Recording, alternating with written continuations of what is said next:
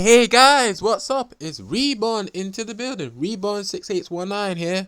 I just want to say how's the day going? And yeah, I can understand the time of 2 weeks. Yeah, I've been like trying my best to like develop this type of stuff so we can react, and also I can give my thoughts and opinion about that type of situation. And yes, even though as a Silent Hill 2 fan, I would say as a Silent Hill fan, and I always respect the loyal fan base, and I can feel their pain. I can feel their thrive. I can feel how you know how like them as Konami just keep mending the franchise, and not just at least at least listen to the loyal fans, because I will be honest with y'all, I really like Silent Hill. So basically, how I get in the franchise, I just watched the movie, but when I look at about the games and all, it really got me interested. And do you know what game I like the most? It's Silent Hill 1, 2, and 3. Even though I didn't play those type of game, I didn't play it, but I really wish, and also Konami at least bring those type of game back in the back capability, because personally, Team Silent do a very masterpiece throughout Silent Hill 1, 2, and 3, and also, yeah, that's it. Those are the legendary companies, and also studios and developers know how to make a masterpiece of psychological horror game. But right now, through this modern era, I can understand Masahiro Ito is constantly very masterpiece at doing the drawing, and also doing the drawing with James.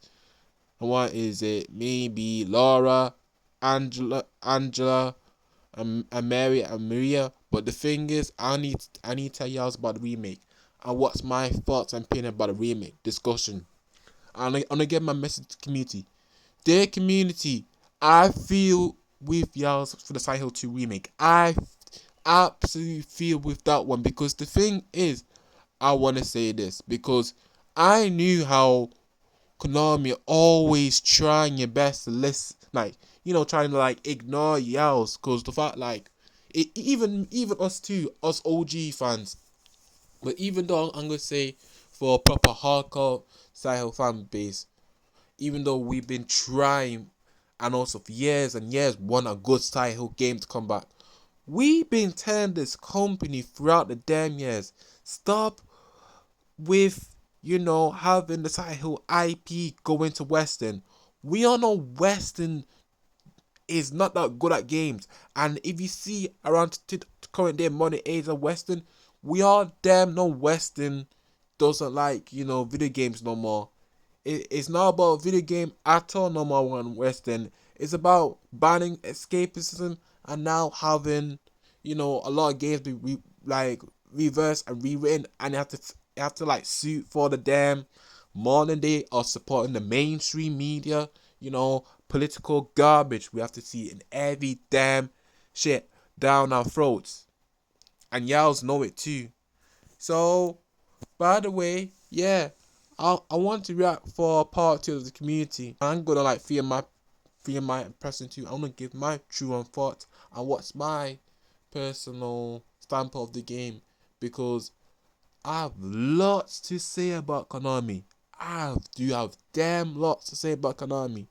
But by the way, y'all, I'm gonna like greet you with these YouTubers. I'm gonna tell you who they are and how you can go to channels and all that. So let's start by this. Alright? So everybody, me, what is it? Prelude Boy 99. Yes, Prelude Boy 99. If y'all don't know, check his channel out. His channel is generally based about cars and a lot of stuff. He talk about games, but he talk about horror games, and he talk about cars. He do review of cars.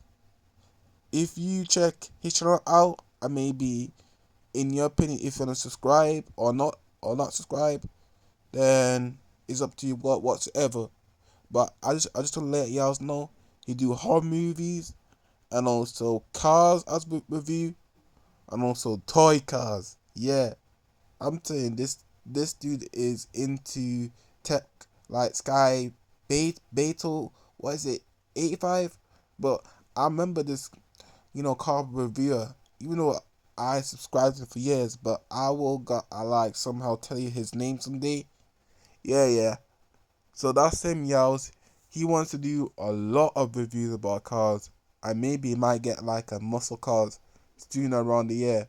But we have to see how this nigga goes. But by the way, let's move on to the next one.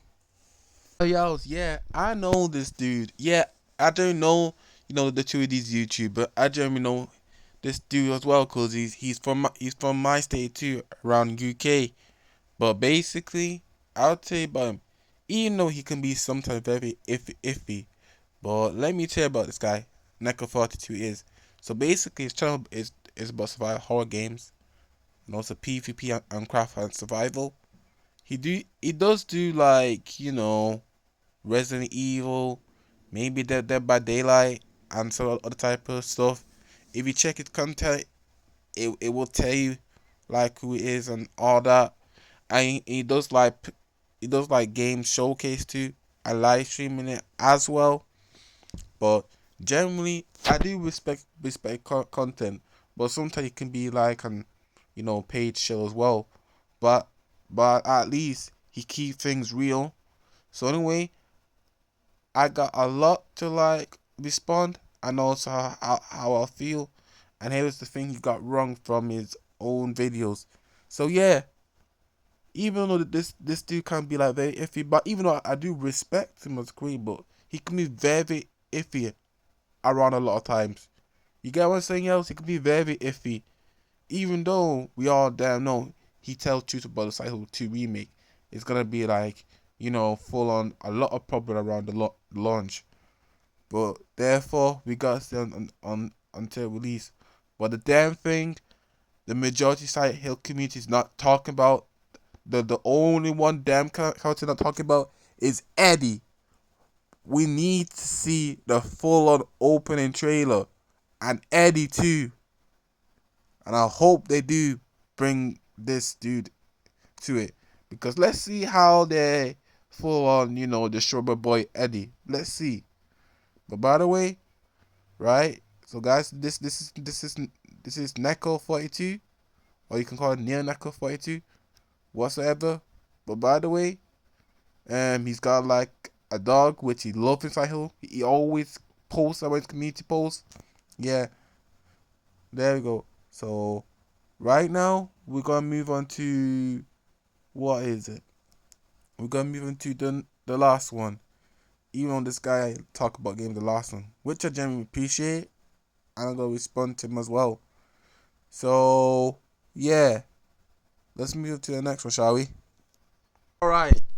So the last one and the last individual I'm gonna like respond to is called Asylum 117 or 117. No matter what I call him. So yeah, this dude called Asylum, 117.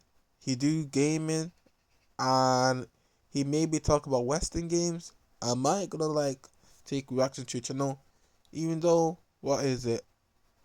Even though he's more bigger than mine, I would say he is the biggest channel more than mine. So yeah, but even though he talk about Silent 2 remake, which I genuinely understand him, and I genuinely do feel his struggling, and also his good thoughts of critical thinking, cause he tell very very good on his points, bro, very very good on his points, right?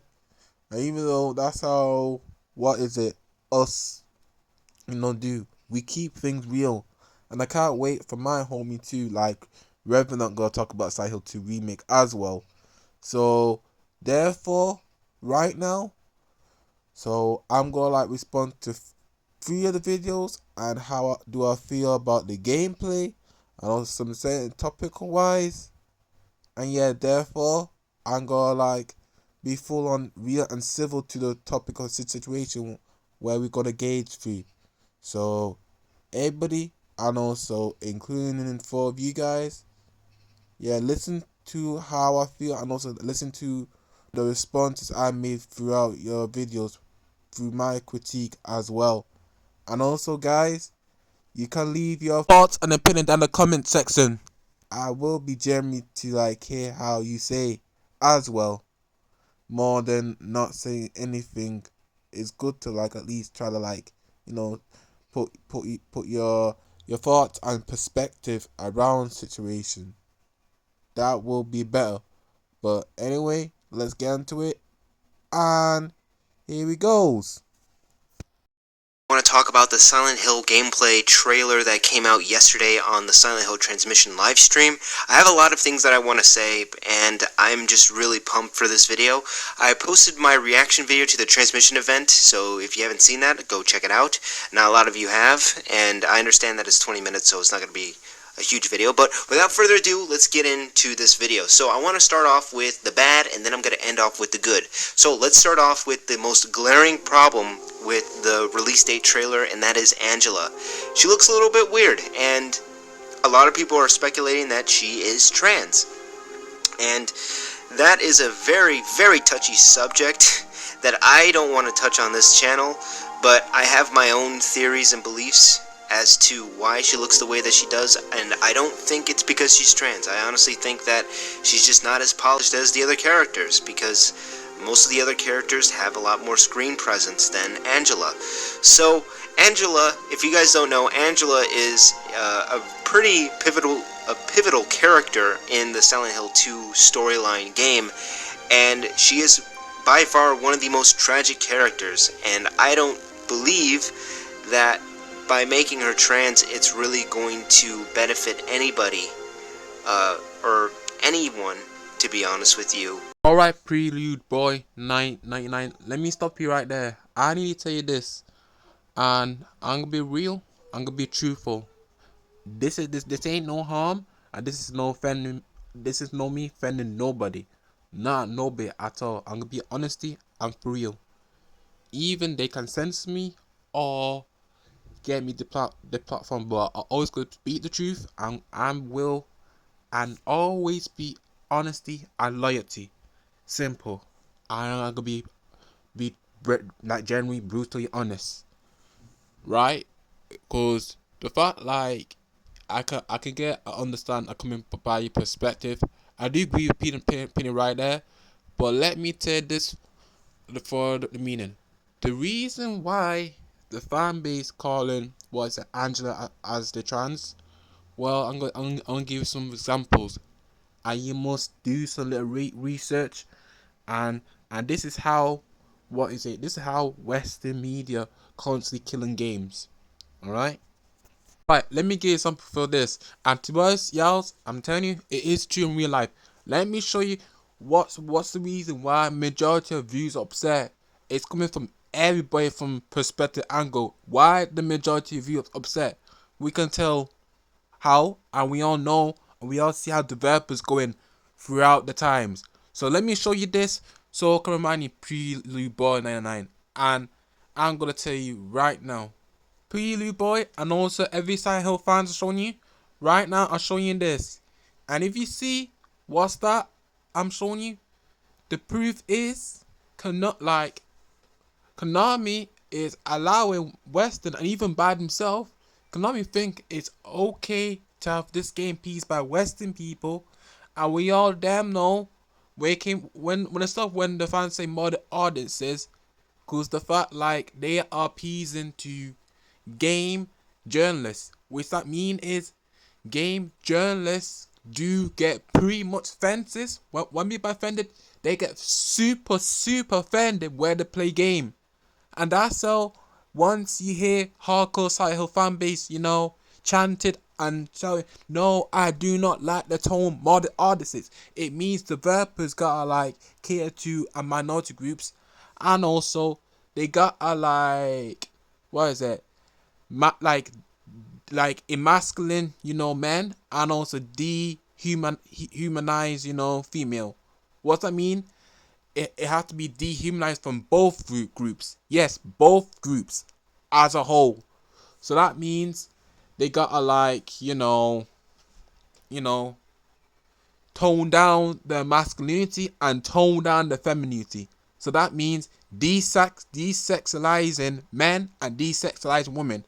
And that's how, if you see how attractive female video game, characters are not only, not, absolutely suitable around the damn Western global themes. And why, we came on damn ass Western video game industry. Yes, damn ass Western video game industry. They want a lot of attractive female video game characters to be banned. You hear me? Do you understand? They want a lot of female attractive video game characters to be banned because they don't like, what is it? They don't like attractive female character who have like maybe a curvy body, or who they are absolutely young, but they got to be, full on, I'm not being disrespectful, ugly fine, and it have to like, appease to small community. And by a means, if you don't understand how, what is it, through this current modern age, and the fact, like, we all know, I'll show you proof right there, like Eurogamer, Kotaku, PC Gamer, IGN, and every type of video game company trying their best to like get, attractive female characters from Western gaming to be censorship. That's how it tell you. And that means that, like, every company's got to follow with, the same Tim Baby Inc., rules and leads. And we all know it's constantly killing the company. What I mean is, it's constantly killing, developers' own creative freedom. And if you see how Angela toned down, and she got to be like fully uglifying, I show you the evidence. They will tell you, but they will ban you about 2 seconds. I will let y'all know that. I'm telling you as a fan. I tell you as right now, if NECA 42 or maybe other fans watching, game journalists do not like, attractive female characters around video gaming. Is there so? I will tell you right now, and this guy will tell you the truth, how much they don't like attractive female video game around the industry. And the fact, like, when it comes to like USA, UK, and Western, Western, I mean, like, two countries like Canada, USA, UK, and maybe France, and other type of stuff, they do not like attractive female video game character. And we all know them, we came on said Blade. Look at this. They are trying their best to, like, desexualize, what is it, Eve, that bad. And we all damn know, we came to Japanese, we come to South Korean, they don't tolerate this type of stuff. They don't tolerate any of it. But it's just the mainstream media, y'all. It's the mainstream media trying to like control you, program you, and manipulate you. And you got to like follow the satanic rituals way. You get what I'm saying? Look, y'all. So I'm gonna show you this as example, and also quote, and also some good logic and good facts. Take a look. You see how the mainstream media, and also mainstream gaming as a whole, they are like that type of anime character like that. You see how the type of woman like it, how that woman is, because the fact, like, in our ways, she's okay to be like that in anime. But when it came on to Sabine and Eve, look how they go. You see that? Look how they go. Give me a good, complaint. Give me a good damn complaint. Even though I like anime that much, but I'll say this. I'll be full on real and brutal with you. The Western, and also when it comes to Western media and Western gaming mainstream media, they do not like anime characters at all, and also they do not like realistic anime characters. Even though we all damn know Eastern, game developers always make women attractive, and even I'm not saying Maria or Angela need to have like, bigger hypersexuality stuff. No, we just want it to be like fully original and also have their face, truly identical.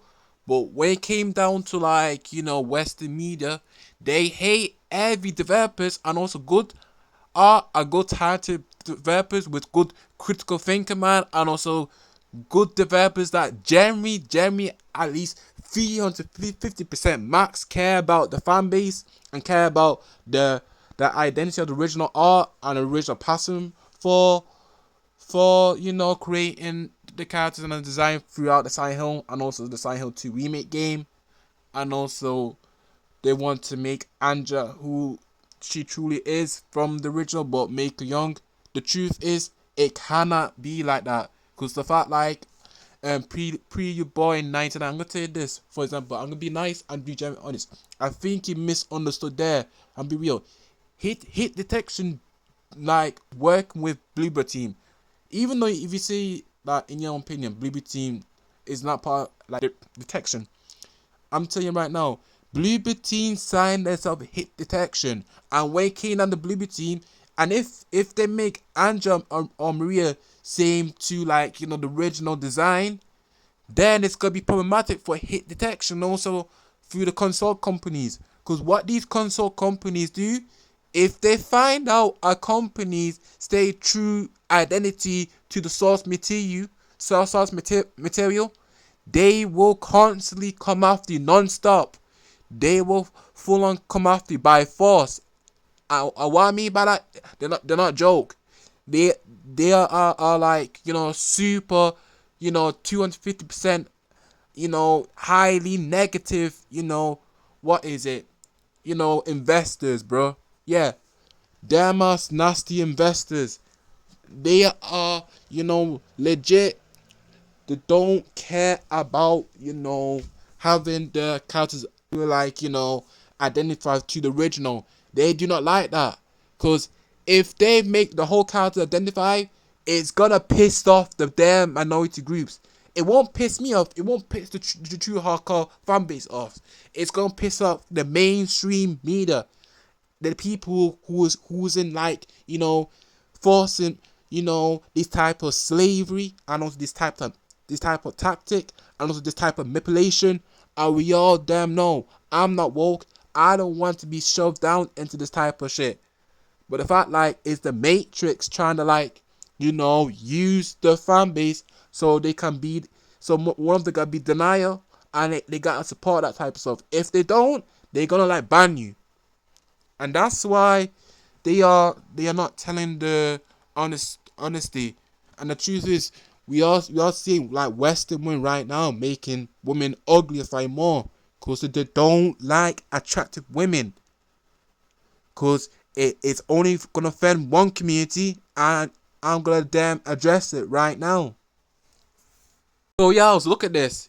Everybody, including the Silent Hill fan, look at this. We all know how trans people are. I'm gonna be real. Trans people want attractive men and attractive female character to be banned.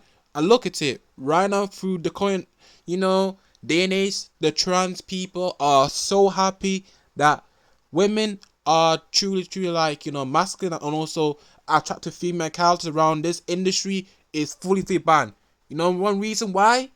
Because it it said around their statement, it hurts them, it killed them, and also it makes them suicidal. I'm not gonna lie to y'all, it does make them suicidal.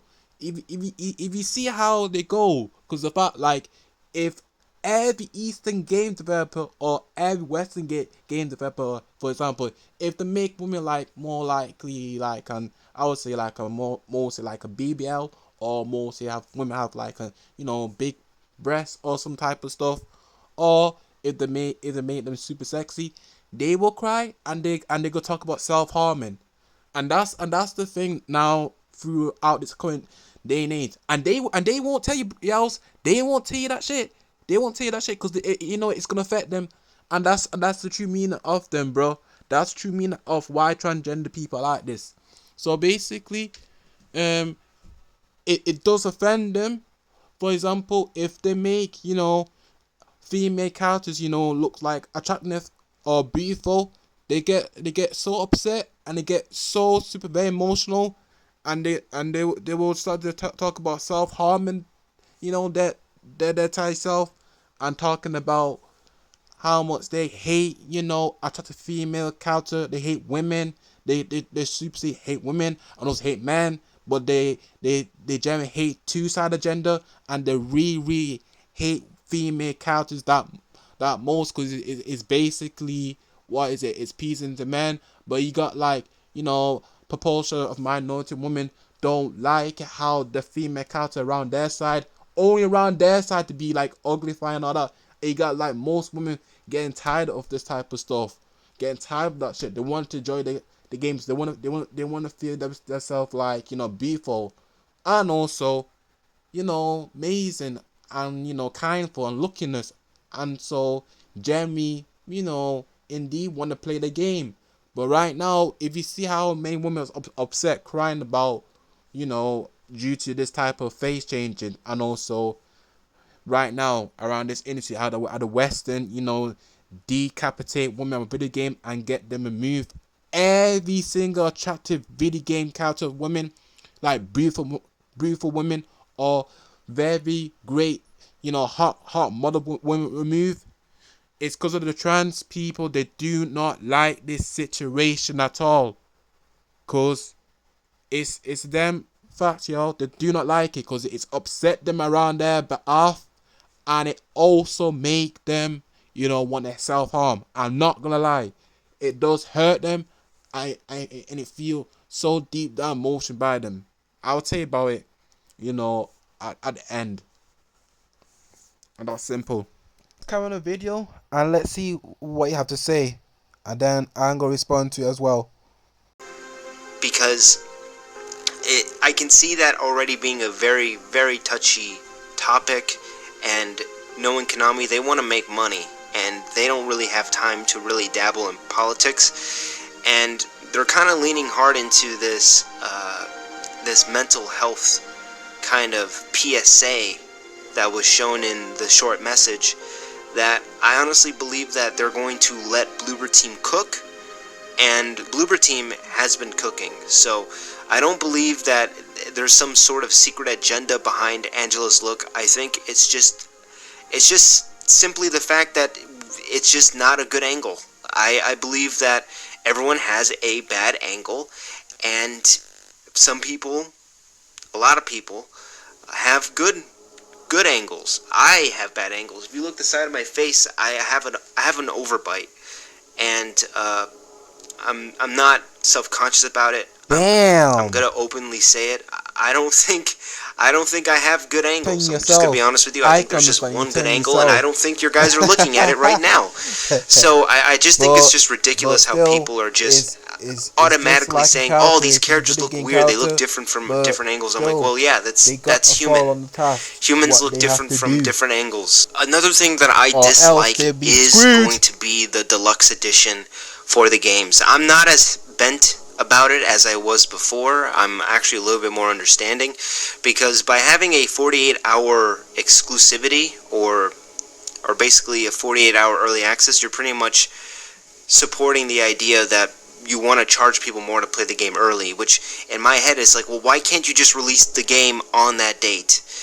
I honestly don't like that practice, but the game honestly costs $80, so it's just a $10 increase from the basic standard edition, which is $70, so it's not that bad. Skins is not new to Silent Hill. Skins have been a thing since Silent Hill 3 and 4. We all know that. We all know. But that's the skin they're gonna give through that character. For the fact, like, even though the deluxe edition will be the very early access one, right? The early access one. But anyway, I got to your video, so I will be responding for that, because you say something around your next video, but not this video, your next video. So yeah, I'm willing to say throughout it to the last. So let's carry on. Not new to Silent Hill. Skins have been a thing since Silent Hill 3 and 4. So I guess in my head is that I just wanted Silent Hill to be an extremely serious game, but then again, that game has the dog ending, and if you guys don't know what the dog ending is, I highly recommend you look into that. So I guess I was just getting a little bent out of shape. I'm totally fine about that now, but the only thing I'm not okay with is the 48 hours early access. I think that should not be a trend.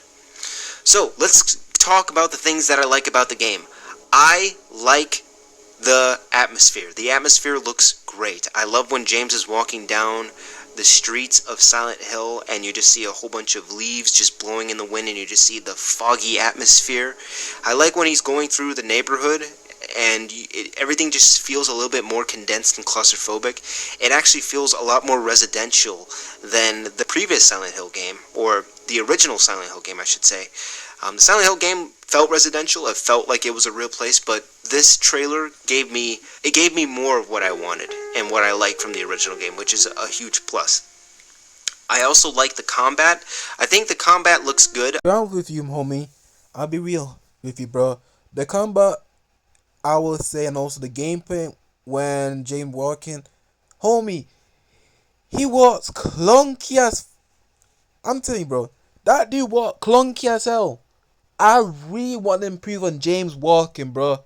That walk animation ain't right, bro. He walks so clunky and you can't even see it. You can't point that out. But I respect how to do the atmosphere. I respect how to do the open world. I give them huge talented and 200%, great work on making the game, the gameplay of the huge world, and also the fog design, very passion and also very good creativity. But when it came on the atmosphere, yeah, that's good too, But when it came out to the building, homie, when it came out to the damn building, bro, get rid of the lights or some type of stuff around the windows, bro. You don't need any windows, bro. You don't need any windows. I need the room to be dark. I have James having the light around his apartment, bro. His own apartment, homie. But damn, I just can't stand it. But yeah, even though I respect the atmosphere the most, but the combat need to be improved, bro. The combat, cause right now, I just don't want no damn ass quick time event, bro. I'd rather have good counter mechanic or good at least stealth mechanic for something, because I know some of Silent Hill fans will not like the stealth mechanic where James got to like stab the nurse, but I would say it's like the OG fans saying, because I think it's like, way too much disrespect for the original. So yeah, because even though to the old to the OG fans, even though I understand y'all's like fixed camera angle, for me, I'm generally into third person, perspective. So I like, third person camera angle, but I generally wish I could at least play the original and understand the fixed camera angles. I wish I could play that game as well and try to experience myself playing it with fixed camera angles and see how it goes. But like, it's Konami and it's always been Konami, bro. But right now, for my damn opinion, bro, I'd rather have them focus on the gameplay the most, even though it had to be a lot of things. It had to be focused on counter and the focus on a lot of quality. But the fact like is the gameplay, it have its issues through, and that's the entire reason why the fan base can't be asked with clunky gameplay. But I know y'all's really not gonna like my brute opinion, but I would say this, bro. We came down to Silent Hill, what is it, 2 and Homecoming. I like Silent Hill Homecoming, combat, and also like Silent Hill 2 combat, the original combat. I like Silent Hill Homecoming, combat, and also Silent Hill maybe 2 combat. But the thing with Homecoming, it make you lock on, and even though majority of the players don't like, the lock on system, but at least you can find a way to just, don't lock on, just run away. That would be a good thing, bro. But yeah. So anyway, I don't get on the guy video, and I already expressed my response already. So let's see how more he say. But even though he's got good point about the atmosphere, I respect him too. Hey, pretty boy 99, I respect you too with the atmosphere. So yeah, I fuck with the atmosphere. But damn, Tell these developers to work on the damn James walking or wonky, animation, bro. Tell them to do that. It is getting so, ridiculous how he walks like a wonky dude. Anyway, let's carry on, shall we? A lot of people have been complaining about the combat, saying that the combat looks clunky and janky, but at the same time, I I like it because it's clunky and janky, because James is not a fighter. He is not someone who is the action hero type. He is the normal everyday guy that you borrow sugar from, your next door neighbor. He's just a regular person. And I really like that idea of him just fighting these monsters and just looking awkward as hell doing it, because he's not someone that's used to bashing a monster's brains out with a lead pipe. He is completely out of his own element here. So I like the combat. Another thing I like is the acting. The acting is actually really solid here, especially when James is talking. It's not over dramatic. He's not overly emotional. He just looks like someone that just went through something awful, but he's still pulling through. And there's a lot of grit played within this character, which I really do enjoy. Another thing that I like is Laura. I like her face model. It looks really good. I think her face model is the best looking face model out of all the other Silent Hill characters. I think she looks great. And her and James's dynamic in near the end of the gameplay trailer looked really good. I really like that whole dynamic that they had. I think I want to see more of that. I also do like Maria. Before we get into like the Maria situation, let me tell you this, right? And here's my thought about James meeting Laura throughout the first one, outside the town and also inside the building. My personal opinion, I can give credit they do the good remake around outside town where James speaks to Laura. But the truly, I'm gonna be real and brutally honest with you, I prefer the original one. The original one, how they make it in a good executing way for Laura. At least for the original one, at least James meet up, speak to Laura in a passion way and all that. And the fact like Laura do answer respond, even though she can be a little bit as bratty, but at least she just walked down. But we came to the remake, quickly do it in a faster script and walk down for remake Laura. So I will say the original done it good, and there is nothing to say about the remake, but I give them good credit for that. But I think the original one for me, it done it, way more good and a great detail line. Even though I'm mostly like, into third person perspective, so there.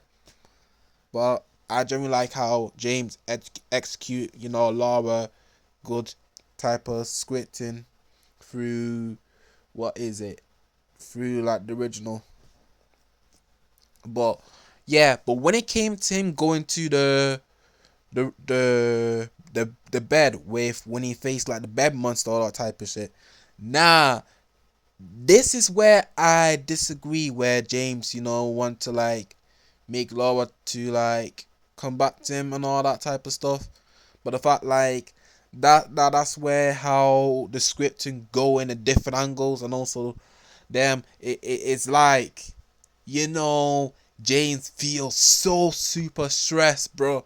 And they absolutely ruined that type of, script, there for me, bro. That part when James, find Laura around the building and also convince, her to like come back to him, and also trying to make her stay away from this type of dangerous place. Yeah, that part, that scene ruined it for me, to be honest with you, my homie. That scene constantly ruin it for me. And it does kill the vibe of the original, bro. For real. But anyway, I wanna carry on and hear what you have to say. So let's go. Maria's character design is actually pretty good. I'm not against the whole costume change. I know a lot of people are going to be upset about that, because the whole idea of Maria is and this is spoilers, the whole idea of Maria is to be kind of this overly sexualized version of James's wife. And I hope I don't get demonetized for saying that, but that's the whole idea of Maria, and it seemed like they toned her down a bit in this trailer, but hopefully she still has that flirtatious kind of personality. Hopefully that hasn't changed, because again, that's the whole point of her character.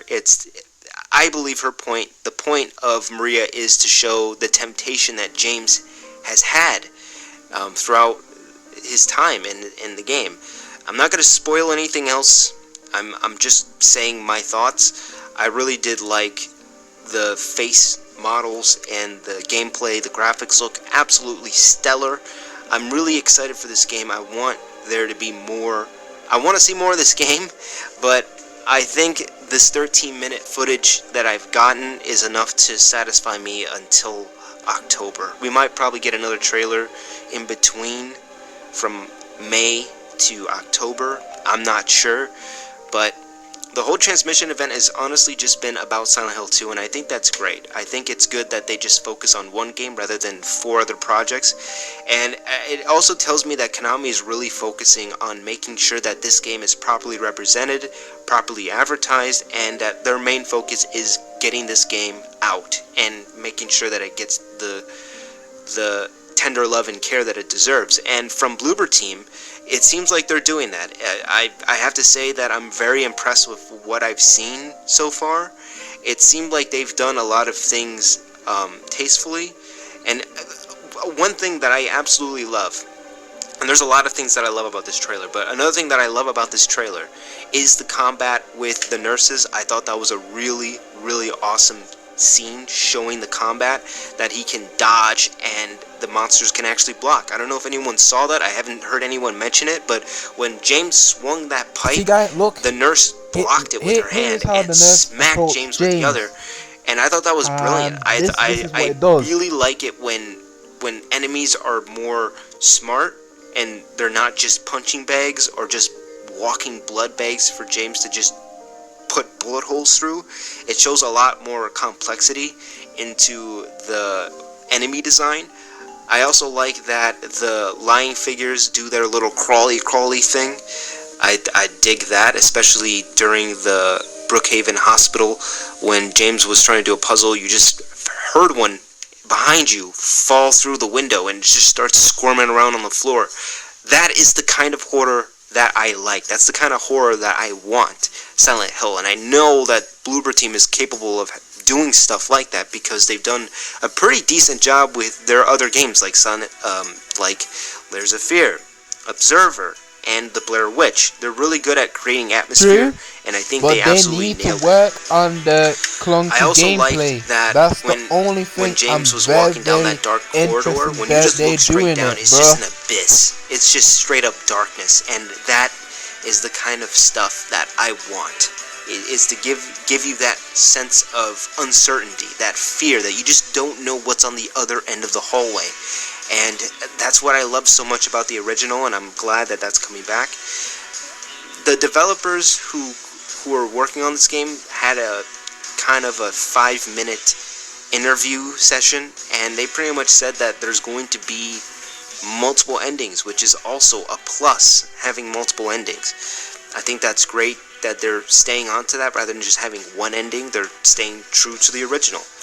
If I were to rate this transmission event, I would have to give it a solid 8 out of 10. They showed a lot, and I'm really impressed with what I saw. A lot of my concerns have been put to rest, and I'm really excited for this game. However, I'm still a little bit cautious about being too hyped. So call it cautiously optimistic. I can't speak. I am cautiously optimistic about Silent Hill 2 Remake, and I think we all should be. By keeping our expectations at a low, I think that's going to really do us a lot good in the future, and I'm glad that we got the release date of October 8th, 2024. Let me know what you guys think about that, or what... My perspective, I will say, we all know the story's not going to be great, but I would say it's not going to be nowhere near original. it's gonna be good throughout the parts and all. But you have to see if Blue Team nailed the story or not, bro. But I will say this because it can be mixed reception, bro. I can't lie. This gonna be around mixed reception because you got to understand Booby Team got like a very track record, very very bad track record around their history and also their system. But we gotta see, and also we got I like know if BB Team can make a good successful run at game or not. If they can pull both sides to be great. But right now I'm just very very skeptical too, and also I'm very keen. I'm also like very keen Bluebird. What I mean by keen, I'm just like nah. I'm just gonna like wait until drop the next trailer, then I can think about it. Maybe if I can pre-order and all that. Right now, um, I'm just want to like wait and see if there's any more news. Then I can like at least try and get it. Oh, not so sure, but right now, what I'm seeing is, um, right now it's just like Konami again and also with Bluebird Team. So yeah, like them two going back and forth and also falling out and that type of shit. Yeah, that's troubling for a while, bro. That's been troubling for them for a while, and I do know the history of Konami. So yeah, but by the ways, let's carry on with your last video. And this is gonna be my final response of your video. And right now, after that one, I'm gonna respond to the next one. Alright? Cool. So anyway, let's go. Wondering why I'm making this kind of video when most of my videos have been centered around car content. The truth is, I love making videos on things I'm passionate about, and Silent Hill is one of them. Welcome to my channel. If this is your first time visiting my channel, I would like to ask you to stay for a bit and hear what I have to say before disliking and commenting something negative. Making Silent Hill related content has been the most polarizing content I've ever made on the channel, so I know that saying the things I'm going to say is going to make some people upset. This video is to create a discussion between myself and the fans of Silent Hill. My latest video was about the Silent Hill transmission and the things that I liked and disliked about the 13-minute gameplay trailer. One of the things that I disliked was Angela's design. I'm sure all of you have your own take on it, and but it's here's same mine. like me, homie. I think I can she see looked you. fine. Me I and you believe she doesn't in have the a good same angle to boat display her together, facial bro. features, and the lighting Even isn't though doing the her red any coat's favors. okay, What I've but the seen on black Facebook dress, has been nothing but posts about how Angela I looks wish they like could do Agent more, Mulder from X-Files. A lot of people don't know that Angela Orsko is actually 19 years old in the original Silent Hill 2 game. That's right I'm willing as to bet well. that due to technical limitations and budget constraints, they were not able to create the youthfulness of Angela without changing the voice actor or completely changing the design. When I first played Silent Hill 2, I always assumed Angela was in her 30s due to her sharp jawline and skinny cheeks. The remake version of Angela has fuller cheeks, softer skin, and a more rounded face that looks pudgy rather than slim. There are a lot of articles of gaming journalists who claim that Angela's new design is created because of a consulting team Bloober hired. Homie, you gotta understand this. I'm gonna be honest with you, I'm gonna be full on real. These type of YouTubers we talking about, they're not like journalists, but they go against journalists. But they're sick and tired, of propaganda. And we came down to, what is it? Through the stuff how, what is it, Blue Team got up for all these tasks. And to be honest, we all damn know, like, they already been with with the consult company, which mean companies got to be have forced identical political messages around each and every game. If not, they're gonna get in a lot of trouble. So what I mean by it, so homie, if I was you, let me tell you this. Type in BlackRock, right? Type in Damas BlackRock, a very, very, what is it?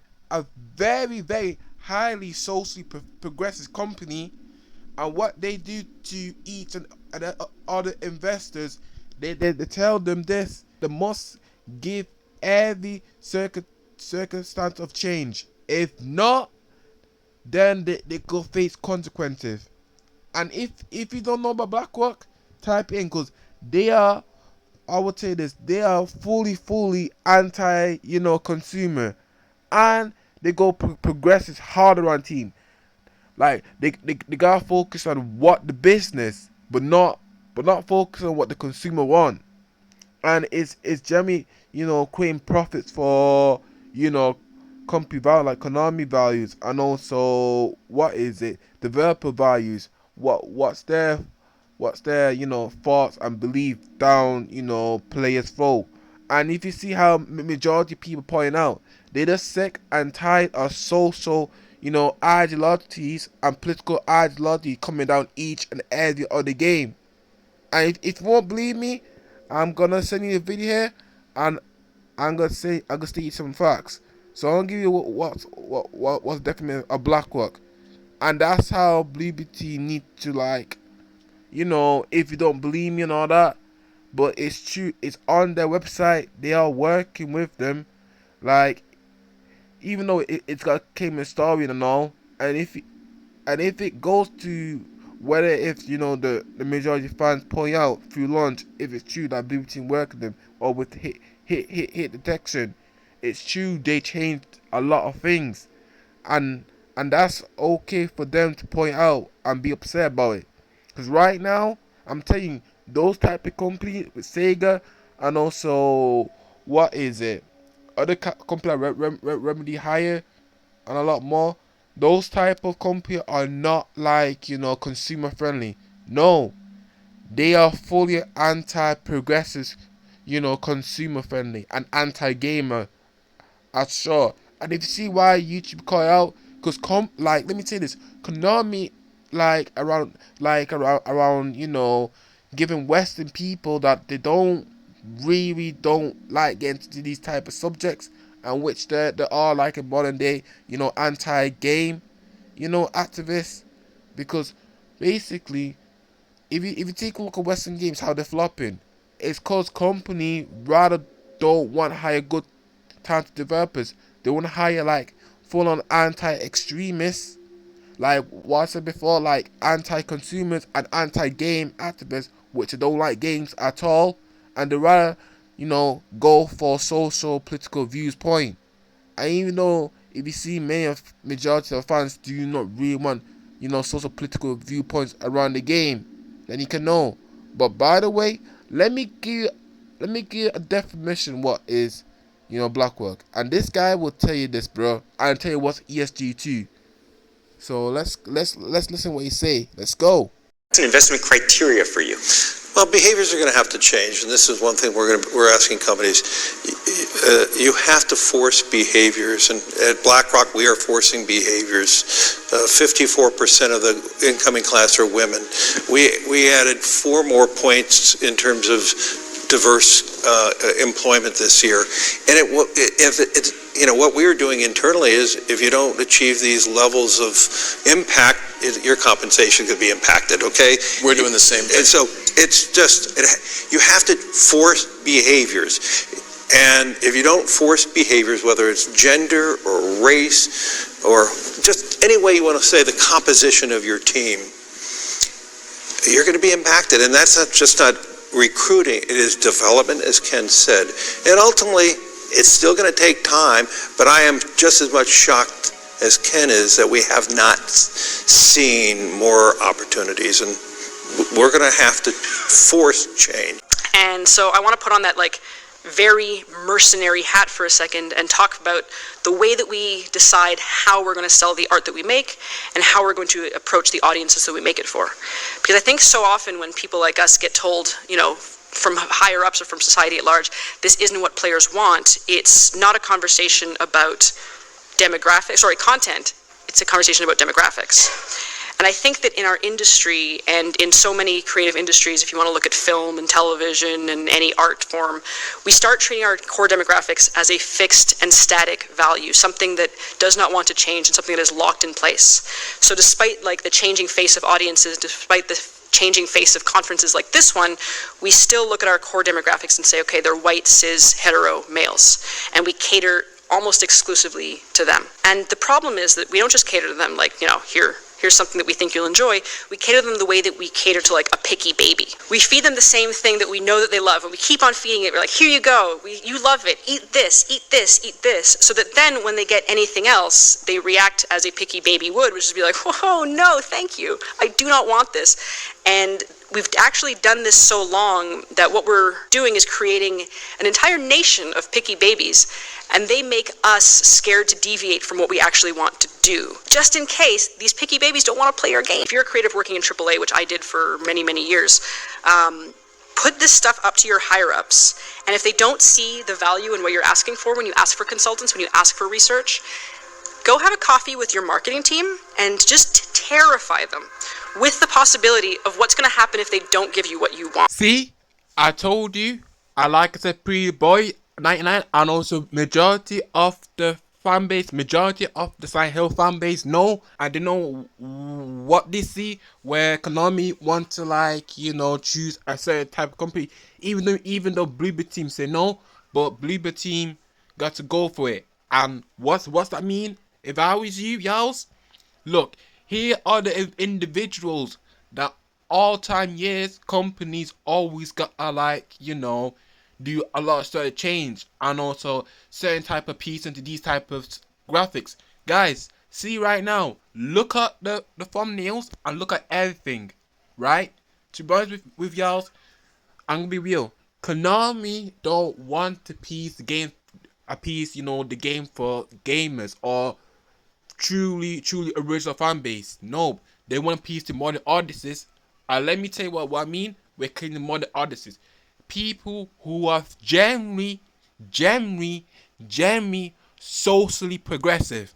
And let me tell you by that, even though I already show you the picture and images, and also the satanic goat around the head. Yeah, a satanic goat, and Saint and Baby ink. Yeah. So right now I'm gonna read this for you for like 15 minutes, so I can tell Pretty Boy 99 and also you too, Neko 42, because I know you, because you can be itchy for things, but at least you generally see how the industry goes, and also damn Hollywood too, and damn well when it comes to these type of things, these type of investors will get into F, and also the game developers too will get into a lot of shit if they don't push or support these type of individuals at whole. And let me tell you about that.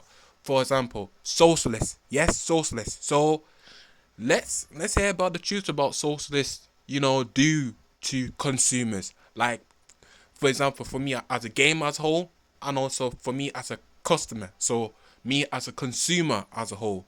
And let me tell you what socialists do to consumer. I'll tell you what's that by meaning. Socialist, known as socialism, is an economic and political philosophy encompassing diverse economic and social system, characterized by social ownership of means of production, as opposed to private ownership. It describes the economic, political, and social theories and movements associated with the implement of such system. Social ownership can take various forms, including public, community, collective, cooperative, or employee. Traditionally, socialism is on the left wing of the political spectrum. Type of socialism is very based on the role of marketing and planning, resource allocation, and the structures of management in organization. But I'm not finished there. There is more to continue. So let's go on to page 2. Here goes. So socialist system divided into non-marketed and market form. A non-market socialist system seeks to eliminate the perceived unpredictability and crisis that socialist or whatever the fuck is traditionally associate with capital accumulation and the profit system. Market socialism retains the use of monetary price, factor markets, and sometimes the profit motive. Socialist party and ideas remain a political force with very degrees of power and influence, heading national governments in several countries. Socialist politics has been, you know, internal nationalists and also nationalists, organized through political parties and opposed to parties politics, all time overlapping with trade unions and other time independent and critical of them, and present in industrialized and developing nations.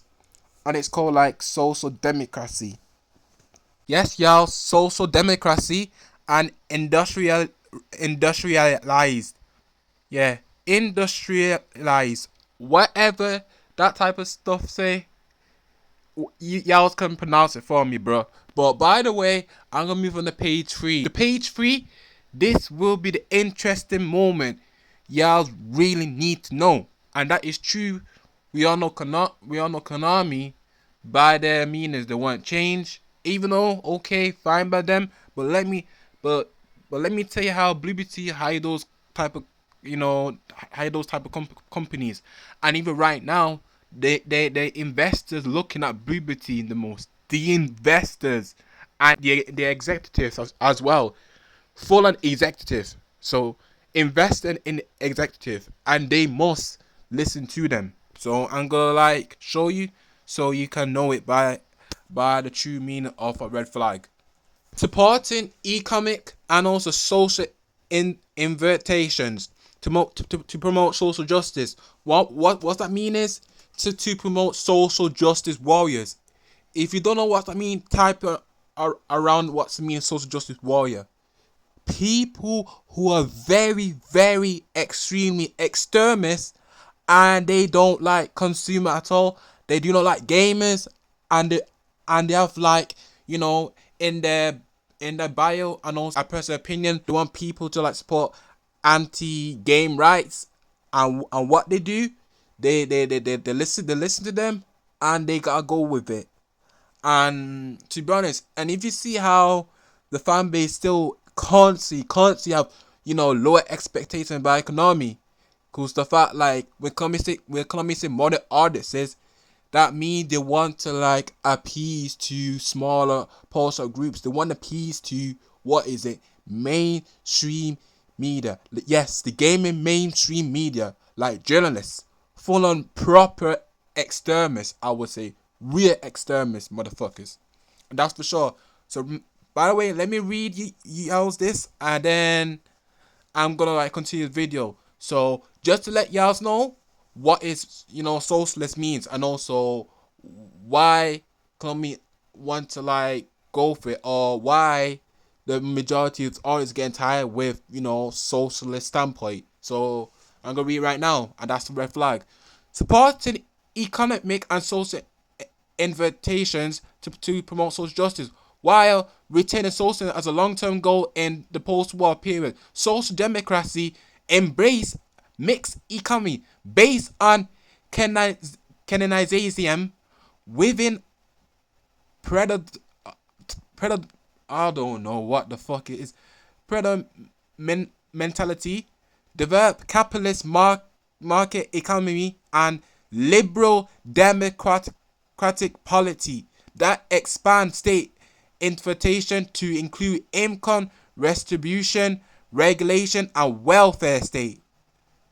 That means, yeah, it have to be for the extremist political correctness.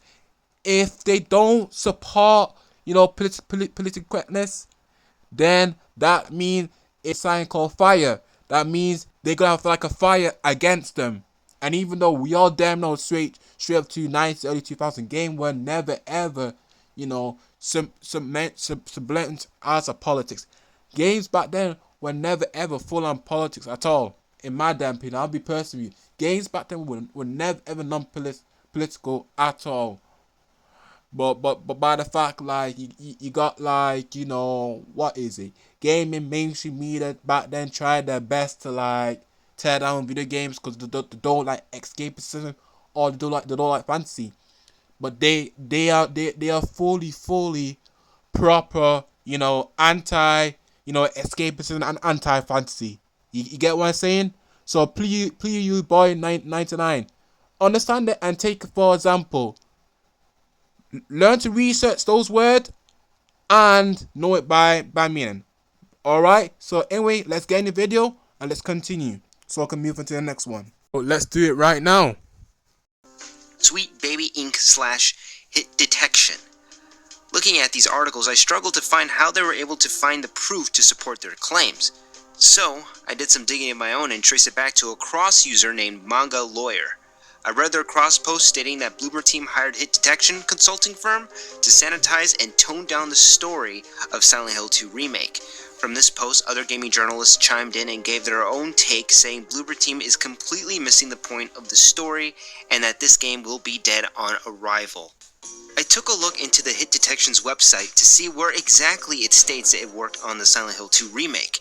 To my surprise, I found nothing other than a list of other developers it collaborated with in the past, which include Remedy, Sega, and you guessed it, Bloober Team. So that part is correct. I read what their services included and is as follows.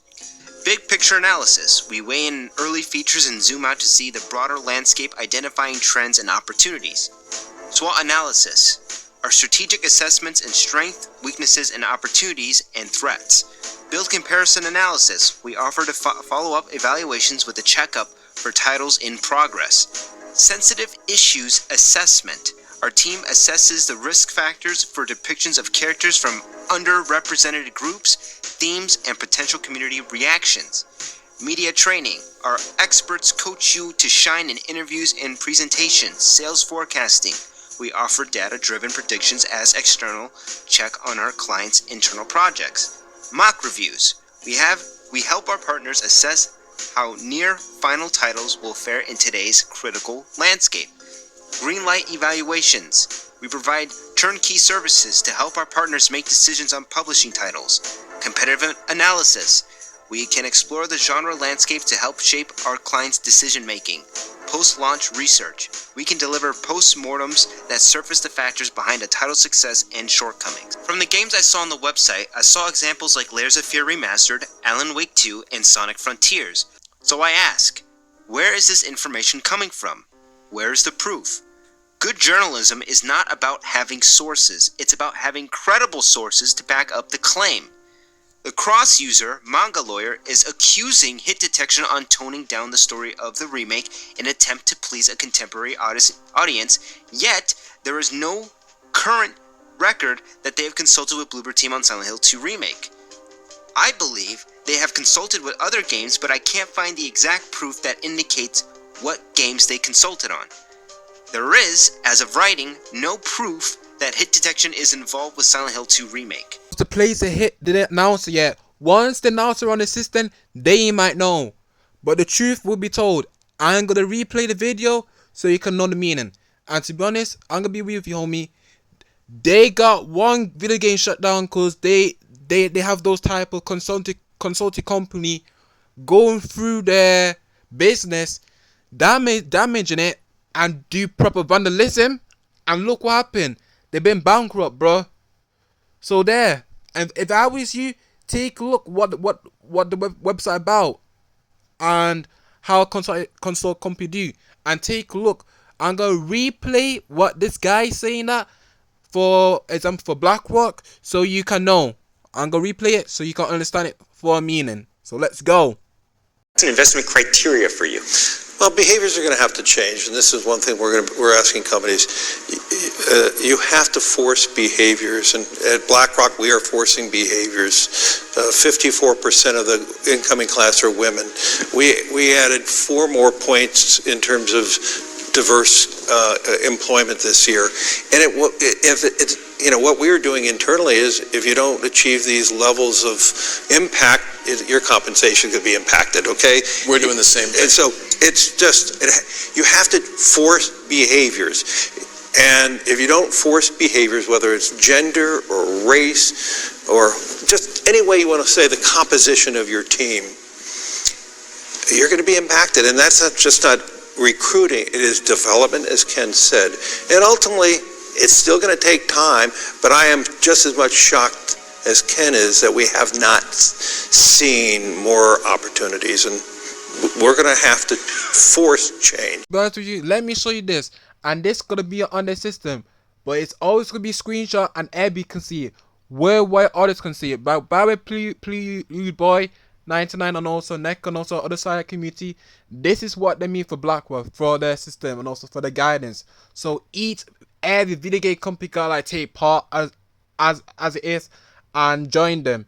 But we all know Western video game company join them. So I'm gonna read it what they say and then I'll get back on the video. So I'm gonna read the word and the quote what you have to say. So let's do it right now. I do not have to educate my children to be aware of the systemic racism for their own daily physical protection. I can't take a job with an affirmative action employee without having my co-workers on the job suspect that I got it. It's because of my race. I never ask to speak for all people of my racial group.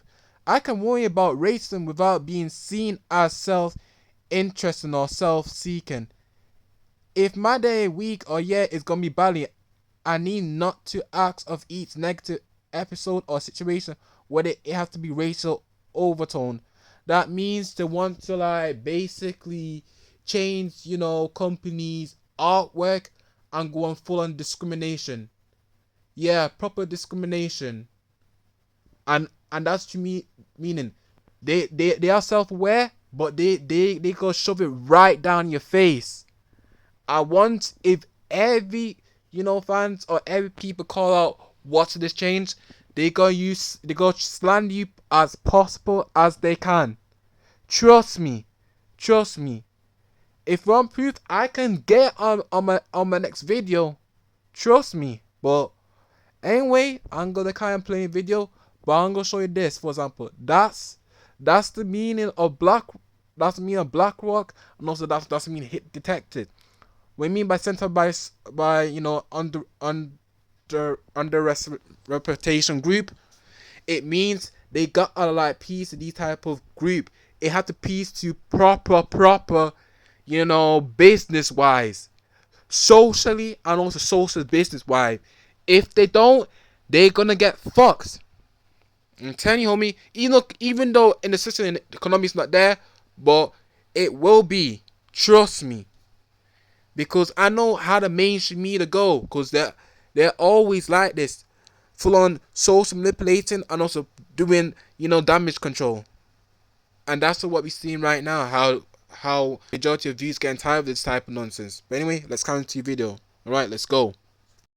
What I see is gaming journalists who bank on rage and clicks trying to set a narrative that may not be there. And I can't stand that. I implore anyone who watches my content or is a true fan of Silent Hill to do research to see if these journalists are credible, or if the sources they are using is credible. Because if they are playing this assumption game, then anything can be said at this point. If you want to see true criticism that doesn't have any narrative, please seek out the YouTube channel Archival Horror, where he makes valid points on Silent Hill 2 Remake. Okay, so now let's talk about Maria. This one's a little bit complicated because this actually has to do with the overall theme of the game, and it is extremely important narrative-wise. And this is the costume change that Maria has in the remake compared to the original costume in the 2001 classic Silent Hill 2. Personally, this does not bother me because as long as they nail the emotional impact and narrative, then I'll be fine. Just because she's differently clothed in the scene that we saw in the gameplay doesn't mean that it can evolve into something. I don't want to spoil the game for those who have not played it, so all I'm going to say is that things can change. And I'm not saying that they're going to change her design, but who knows, maybe in the story of the game, the costume changes throughout. We really don't know. And there are also other subtle changes with the other characters. For example, James doesn't have the patches on that green army jacket. Laura's pattern shirt is a little bit different from her original take. I won't lie, as a fan of Silent Hill, I am nervous again after being excited for the gameplay trailer. I'm actually nervous about how Bloober Team is going to handle the story. But again, I'm going to stay cautious. Honestly, all this complaining all of this arguing back and forth, disagreeing on what design is better, it's not really going to do us any good. The game is going to be released October 8th, whether we like it or not. And since I'm a fan of Silent Hill, I'm going to give it its due diligence, I'm going to give it a chance, and I am going to judge it for myself. I know there's going to be a lot of people who disagree and have their own opinions on that, and I respect that. I think it's smart to do your research before purchasing a game, especially a game that is $70 at the end of the day. $70 is not cheap by any means. But for me, since this game means a lot to me, I'm going to give it a shot. And I do like Bloober Team's games, some of them, not all. So I think I owe it to them to give them a fair shot. I'm going to get some sleep because I'm very tired, so hope you guys enjoyed this video. I want to start a conversation and put my thoughts out there. So please don't go after these journalists or people I mentioned in this video. This is just made to make a point on researching. I don't want to start any beef with anyone. Also, keep it nice in the comments. We all love Silent Hill here, so let's just get along. As always, I'll see you guys in the next one. Peace. Yeah, that's a good one, homie. Good one. That's a great one. Yeah, that's the only thing I can understand for your video, and also throughout your overall videos. You explain some viewpoints, but the thing is, we came down to the type of hit detection and all that, and you're saying like these type of people are rage bait or they're clickbait, and no, they're not.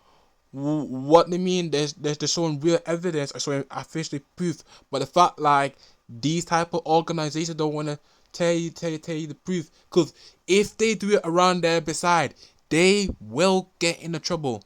And trust me, homie, I know how business like, because if you tell the whole thing and they got like a code of conduct saying no, you can't explain this type of situation, then you gonna be fired, homie. I'm telling you. But even though majority people don't like, basically Bloober Team is working on hit detection, Bloober Team don't want to come out and say it publicly, because if they do, then Konami go drop the license, and also then they gonna get into it on their behalf, and the investors gonna get into a lot of trouble. And we all damn know the mainstream media and also crazy ass Kotaku will be on their ass, and they're gonna make false accusation against them and try to cancel them hard. So what it means, they're gonna get the whole type of gaming mainstream website to block them for not having no investors, or they might make so much very very super negativity around them, saying that they don't like black people, they don't like Mexican, and they don't like what is some type of hidden agenda. Yeah, they'll go for all that type of shit, because you know how it is. The Matrix will find a way to hunt company as they bend down, and that's shown for truth. But anyway, yeah, even though, let me tell you the comment section, homie, I can understand how you feel, but let me tell you this. Even though if you don't bring some fans that generally like the Silent Hill franchise, the original, sure do, but they're always gonna be honesty and respect for you. But let me tell you about this. When it comes to this modern era of the fans, those people aren't fans. That they beclaim fake fans, but they don't play the damn game. What I mean is, they don't play the original game, and they're not really interested in picking that game. They're gonna be online to it every single damn day. And I don't know how these fake ass bots or maybe suck accounts will do, but just don't let suck accounts rain in like that, homie. Don't let it rain in like that, bro. Just try ignore them and all that type of stuff. Just be a truly grown masculine man and just ignore these type of fools. Simple. But anyway, great video what you do. But the thing I disagree is the fact you're saying that BBC never had hit detection and people need to do the hard resets. Well, they do. And also too, you got wait how Sega go announce the game, then you might see how the true color will come in and also been exposed for surely. You can't hide that around mainstream media, and you can't debunk that their claim. Their claim is there. You can't debunk it. You can't brush up of it. They claim it there. They always stated it out there. Simple. So alright, let's move into the next one, shall we? Let's go. Here is the next query I'm gonna respond to. Alright, y'alls, here comes the next one. And this guy called NECA42. Yes, we all know. And also, y'alls, go check his community post. Trust me, he liked the dog. To be honest, his dog inspired him outside Hill to, you know, favorites. James dog, right? James dog, you know, ending. But by the way, I forgot that dog ending name. But they can tell you it anyway, because they know it. But I'm telling you, this dude really love his damn dog. For sure, bro. Hey, Neko42, by the way, how was your own puppy doing? I just want to know. Because since you love hugging your doggy, and also you post it on community page, not being disrespectful, but being honest with you. So how was your dog, by the way? I hope you do look after him. But I'm going to give you some good positive advice, even though for myself as a creator. Make sure you do train him well, and make sure he does eat, bro. He need to eat maybe twice a day, and also drink water too.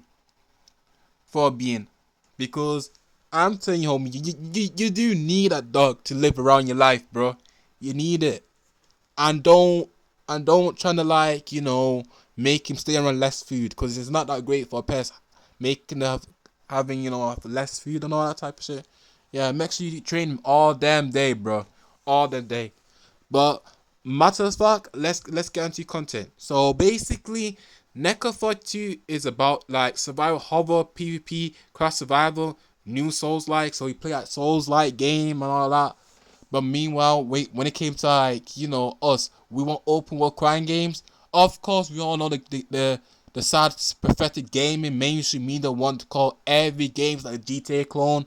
But the funny thing is, like, what is it? I find Souls like, you know, mostly like Bloodborne clone and also another Elden Ring clone. But they're okay to, like, calling every open world crime games a GTA clone. F that, bro. I would say that shit.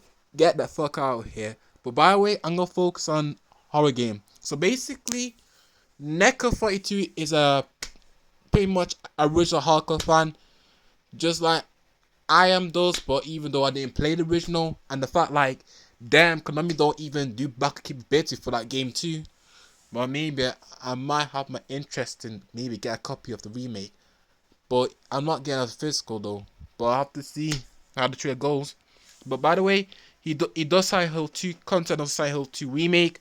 But by the way, he's got some good points of explaining the situation and all that. I'm gonna respond to him. But even though he can be very iffy sometimes, bro. I can say this. This dude can be very, very cringe-worthy and iffy sometimes. In my opinion, though. In my opinion. I can know you for it too. You can be very iffy sometimes when they came across your point of perspective around, like, criticism and all.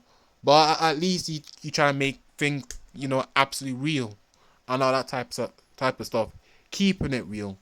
But you're trying to, like, somehow deflect it. And also I see around your comment section too, trying to deflect things too as well.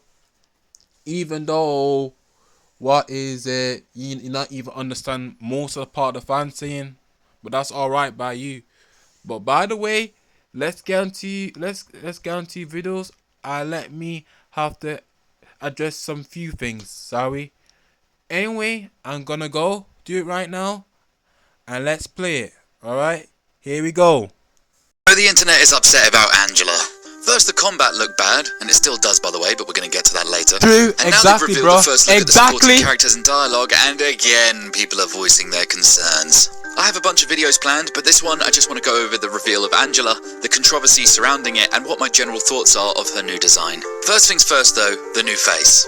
I think you should stay away. This town, there's something wrong with it. Is it dangerous? Maybe. I'll be careful. I'm not lying. This is probably one of the bigger concerns with the remake that people seem to have at this point in time. She certainly looks younger, which is more lore accurate than the original. I and a lot of people, I think, assumed that she was pretty much middle-aged in the original, but she's actually meant to be 19 years old, according to the devs in the behind-the-scenes videos for the original game. So the new design definitely looks closer to that age, but those eyebrows are so bold, and her hair looking like a bit of a hat rather than flowing or looking natural are a bit jarring. Also, her cheeks are really rounded now and puffier. I read a comment somewhere where someone said she looked like she'd been stung by bees, and I'll just let that one stew as we continue. But if we side-by-side image her with the original, she definitely looks different, which, being different from the original, was kind of expected. This is a remake after all. I mean, look what happened to our boy Carlos in the RE3 remake, huh?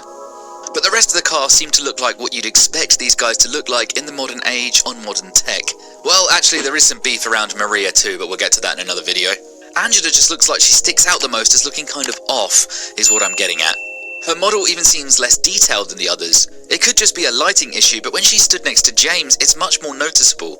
I think an easy way to make her look better is to tone down how dark and bold her eyebrows are, and if possible, a bit of liposuction on the cheeks. But it's not the end of the world if they don't change anything, it'll just have to be something that we get used to. Fans have weighed in with their own versions on Twitter though, some of which you saw in the thumbnail, but I'd say they range from quite interesting to absolutely delusional. There is no realm of reality where this looks good. To be honest with you, homie, I agree with that one. To be honest, to some Silent Hill fans out there trying their best to make her into like what some very different chick. To be honest with you, y'all, what you doing, bro? What you doing? Y'all supposed to be making her truly original or something, bro. She looks kind of different then. But to be honest, I do not like the ugly version what they done to Angela in the remake. At least the damn original version is way more better through the two of those. So people, please, even though you don't like the new looks of her, please don't mocap her to someone different or someone like her face is not true to identical to the original one. Because to be honest with y'all, I like the original Angela more than what we see in the remake. To be honest with you, bro, I like the original Angela more than the remake Angela, and we can damn know how Blue Team do it. And also too, y'all, I've forgotten to maybe show her mother is. Let me show you her mother and also the cast. Personally, I can understand where Blue Team go for that point, but basically that's not it, in my opinion. I know the backlash could be so hard, but personally that's not it. Alright? To be honest with y'all. Because it's like so hard to do Angela. But basically, I would say the one made by the right can make her look like, you know, the owl while showing you look like in a good way.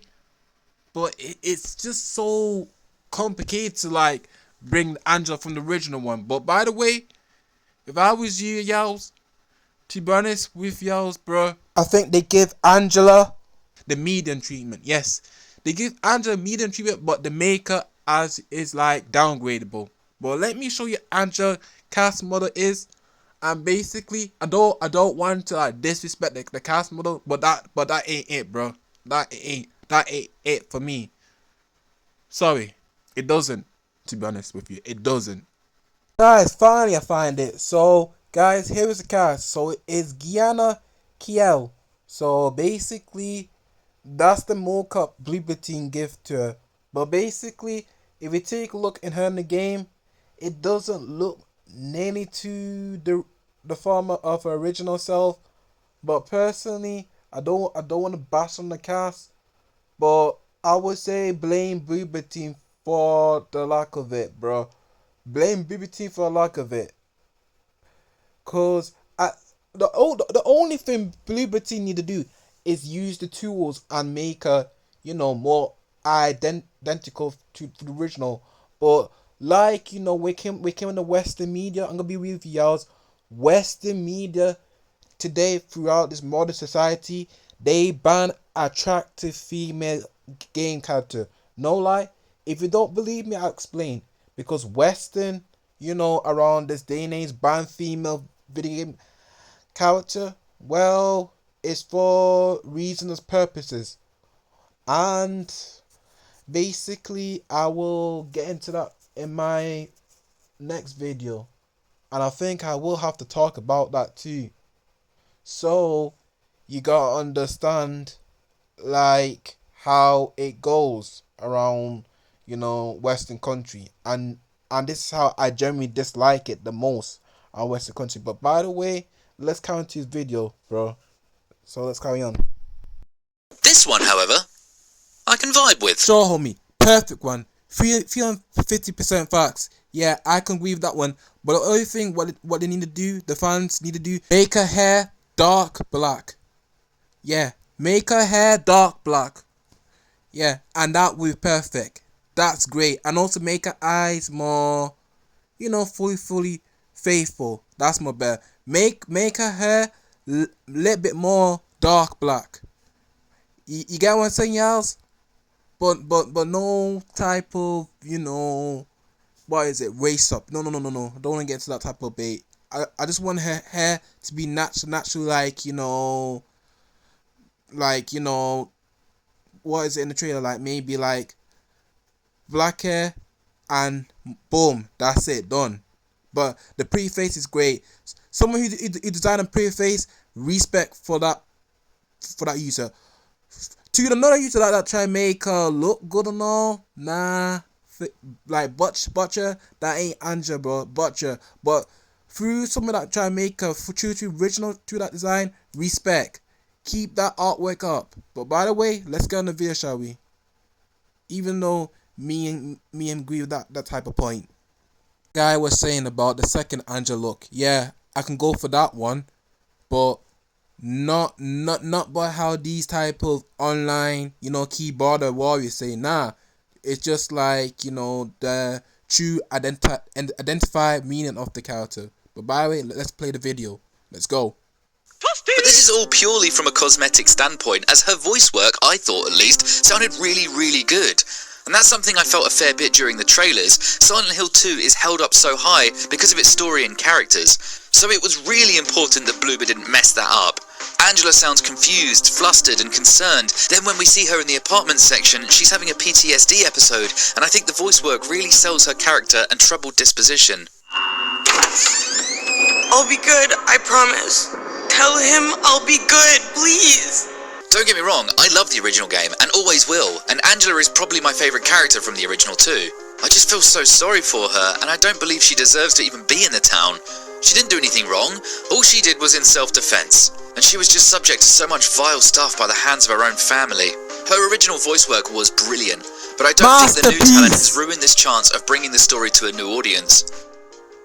As James bumps into Angela in the graveyard of this new trailer, just as she gasps in surprise, there are a few frames where it cuts to the Angela mirror knife scene. Her expression here is one of complete defeat. The vacant look in her eyes really lets you know that she's lost the will, and it shows her range of emotions. Because I see complaints about her animation too, and after watching the trailer like a bunch of times now, I really don't think that her animations in the cutscenes are bad. Someone in my stream chat mentioned that it looked Ascension-y, which is obviously the highest caliber of insult you could probably give, and while I can kind of see it, I really don't want to even consider Ascension when talking about Silent Hill 2. Ascension is basically the Voldemort of the series going forward, okay? Shouldn't be spoken about, and in fact, it probably should be shamed out of existence in my opinion. Trash. In this trailer, we also get to see some more gameplay of James exploring the town and fighting some more creatures, one of which is the Abstract Daddy. Now, I can't go into exactly what this monster represents because this video is just going to get age restricted, but it does tie directly to Angela's horrific past experiences. The boss looks suitably grotesque in this trailer, which is perfect for what it stands for. There's still some hang-ups for me personally about the combat. It looks janky still, but I will go into that in another video about the gameplay more specifically. But you know what's the most concerning thing for me in this trailer that I don't see anyone talking about? Worse than Angela's new eyebrows. The ghosting or artifacting that you can see here. And here. In fact, it's all over this new gameplay or any of the in-game rendered bits of footage we have. Now, I'm no tech expert, okay, but I've seen similar artifacting when using an upscaler like DLSS in other games, or FF7 Rebirth on the PS5 has the same issue. If that means that an upscaler is being used in this new footage and the frame rate still looks as choppy as it does, I really hope that doesn't mean that Bloober are going to deliver us an unoptimized frame pacing issue riddled mess on October 8th. I do hope that the next few months are going to be used to put the final touches on the game and make sure it runs well at launch. I cannot stand another botched launch day for a big game like this. I'm so worn out by it. I can agree with your opinion and respect it. Even though I don't have a PC, I have a console, but I can agree what your point is saying. But and also when it comes to modern games and all that, it always has to be around, frame rate, because you know how these modern weirdos want it to be frame rates, and also it's gonna be bad. To be honest, I'm not interested in frame rates. To be honest with you, homie, I'm interested in gameplay, but I can understand where you got a good point, and that is one good critique and good criticism.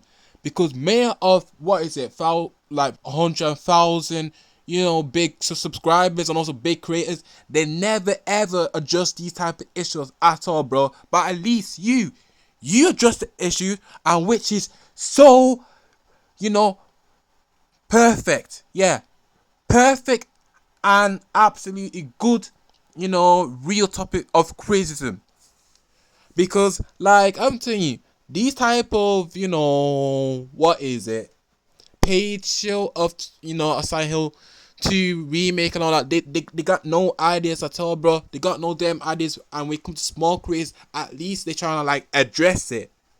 Address some few ideas, which you point, which is the good one, with the DLSS, and also the ghosts around the animation. But, bro, Bluebird team, please fix on the damn James walking mechanic, bro. Fix on the damn walking animation, James, bro. He's clunky as hell. But damn it. But by the way, y'all, I think I already make a podcast already about the Silent Hill 2 remake. If I was you, just watch my last previous podcast where we discuss about, the transmission of Silent Hill. And so y'all's gonna understand and know it for sure. But by the way, yeah, great point on the DSS and also what's behind the character when it comes to casting and all that, and also the animation, because that needs to be improved more around the gameplay as well. I would say it needs to improve a lot of quality, full on good quality, but we have to see how it goes. But let's resume to your video, shall we? And then I'm gonna respond to your last one. I'm gonna do more absolute good point of you with critiquing it. And also, there's some things I need to disagree with it too, what you say. But I need to find that type of point where I can stop it right there. But by the way, let's carry on with your going about discussing of the franchise, the Silent Hill 2 remake. So let's go. Anyway, Angela is arguably one of the most important and emotionally moving parts of Silent Hill 2. Her tear-jerking backstory and her famous, "For me, it's always like this" line are so beloved by the fans. Her being the first bit of in-game dialogue we were shown of this remake was no accident. I believe Bloober and Konami wanted to show everyone Angela first as a way of reassuring us that they're handling the story and characters with care and clearly love for the original. The visual look of her character is a bit shocking to see and doesn't quite hit the mark in my opinion, though I will say she looked much better in the scenes outside the graveyard one. Remember too that this footage was captured on the PS5 where the game's going to be locked at 30 FPS.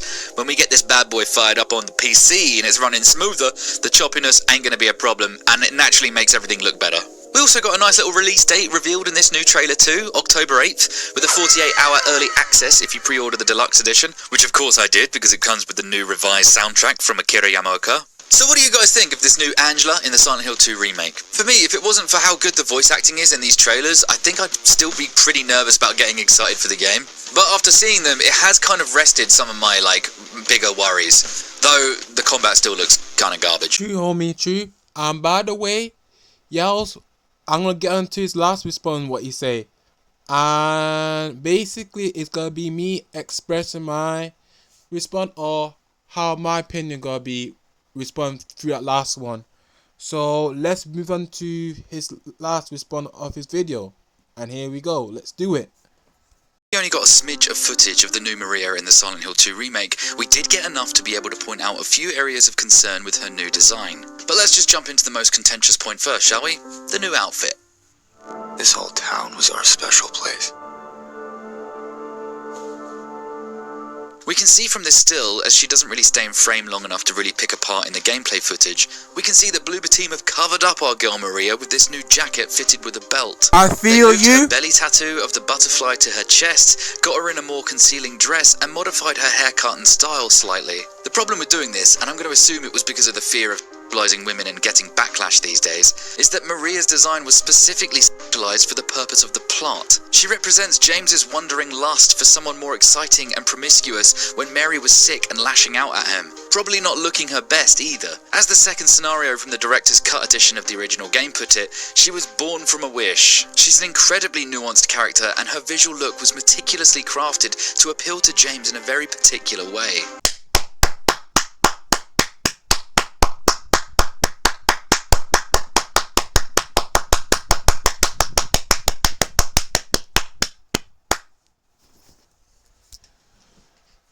Good answer. Perfect answer. That's true. You got your point solid right on. But the truth is, let me tell you with you, bro. That's how many of massive original fans see, and also appreciate the original, character. But we all know we came to this, Western. I would say not Eastern. It's just only Western, and also these fake ass Western online, keyboard warriors. They just don't like these type of things, bro. They don't like these type of bullshit.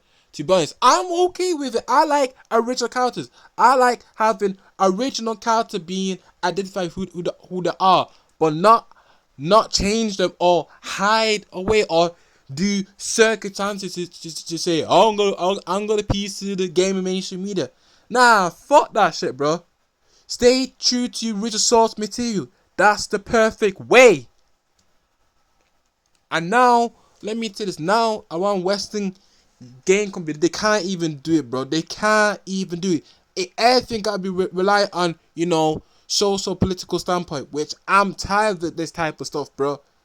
Including a majority of consumers too, bro. They're tired of it.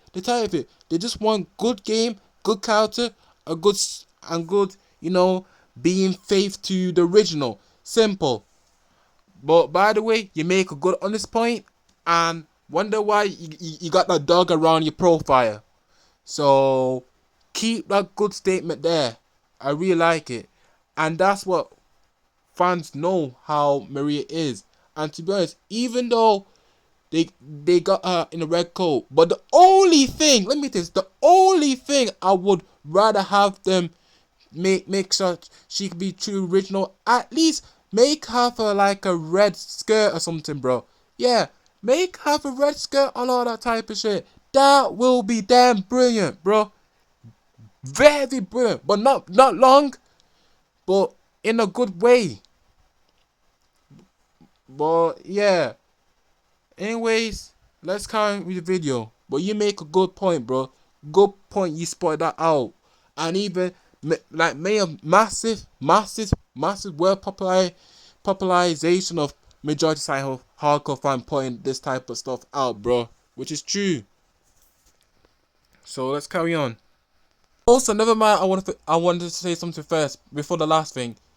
What I mean is, I don't want Maria to have no miniskirt. No, I just want her to have the skirt through the original, but at least make her her medium, skirt to be like red. That's what I'm saying. Yeah, red medium skirt. That will be perfect. And also, maybe has a dress here, like a top dress. That would be damn good. That at least I have super faith with her through the original. But anyway, let's carry into the video. Let's go.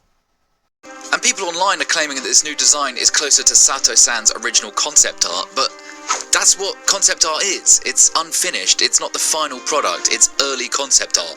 An artist and a fan on Twitter has posted this respectful and tasteful take on the new Maria, which I think is brilliant. It's not too overboard, and I think it's a great compromise between the original look and the new one. What do you guys think? Making her look like a regular NPC really detracts from her entire purpose as a plot device, and just makes her look really bland and forgettable because of it. And also, a feature that you'd usually need cheat codes for back in the day to activate, but Big head mode seems to be permanently toggled on in this game for anyone who isn't James. No, not you. Your head is fine. Yes, her outfit was originally ripped from something Christina Aguilera once wore to an awards ceremony, but it was a very memorable and iconic part of the game. This new design just looks boring and wrong. James must have a really low bar of what women have to wear nowadays to get him pitching a tent, if you know what I mean. This isn't a case of, girl not hot in video game, I can't jerk off to this and I'm gonna get really angry on Twitter. Because trust me, I find that equally as pathetic as being terrified to make conventionally attractive characters in games too. This is a problem at the moment in the films and games industry. Alright, I'm sorry, I'm just gonna call it out. Companies are seemingly pandering to an annoyingly loud and obnoxious voice of a few people and then foolishly basing their entire properties around it, predicting it'll be the consensus of the majority.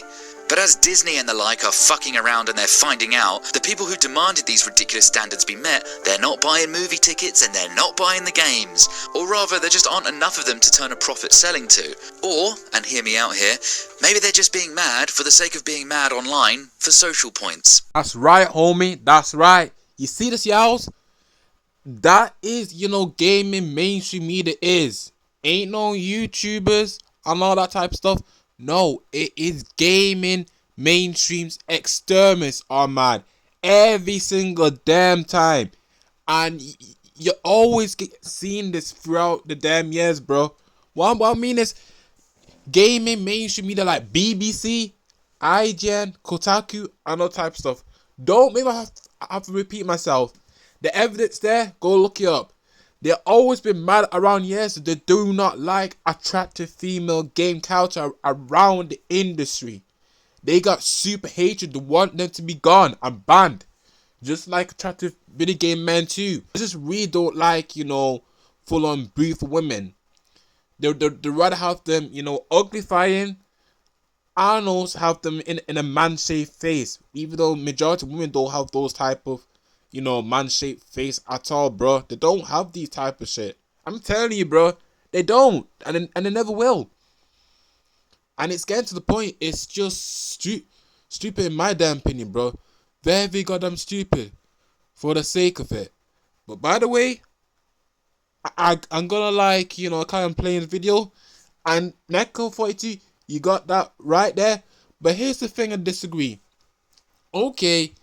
Even though, what is it, from, how the fans create Mirror, like, for through on Jane points of Maria, so, why you don't like the fans try to create even though they trying to make her as it is from the original, and basically, even though the face of her doing Maria, even though when they have, the proper original remake Maria, okay, but at least keep her face that way, and you kind of at least trying to cut off the jacket.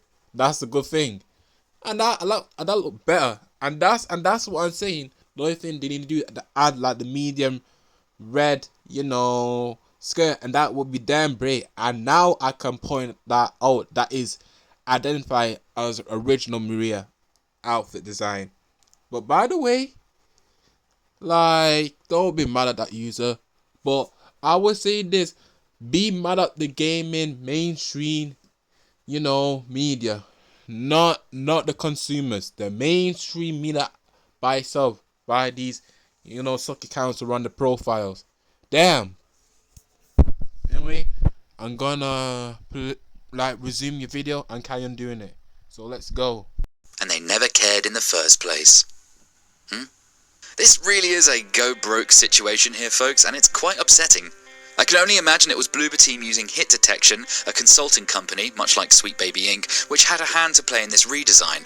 I really hope I'm wrong about that, because I don't see a reason these companies keep getting used to advise on quite strong parts of a game's design when the feedback from the majority of fans is so obviously negative towards it. No one wants social political messaging shoehorned into the games we play. Gaming is an escape from reality. Why do we need the constant and cringy reminders of the real-world social landscape as we play them? This myth of a modern audience is a complete fallacy. Just make great stories, which include all genders and races and whatever you like, but just make them good, believable stories. Not a checklist of inclusion in hopes that people think you're progressive. It comes across forced and phony always. People see through it, even those you think that you're winning over by doing it. But anyway, sorry, I just had to get that off my shoulders. Back to Maria. She was even deliberately made flawed and not perfect in the original to really bring her to life and make her believable.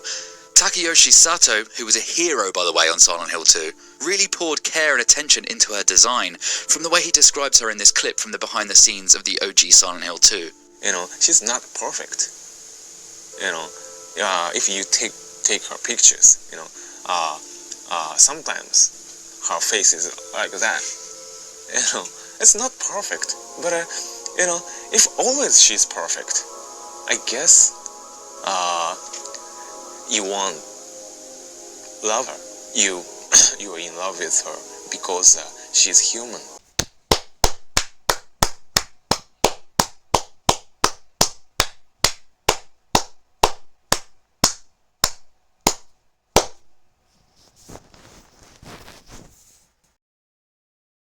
But on top of the new outfit choice, Maria in the Silent Hill 2 remake is being criticised for looking nervous or anxious in the footage that we got from that extended gameplay trailer.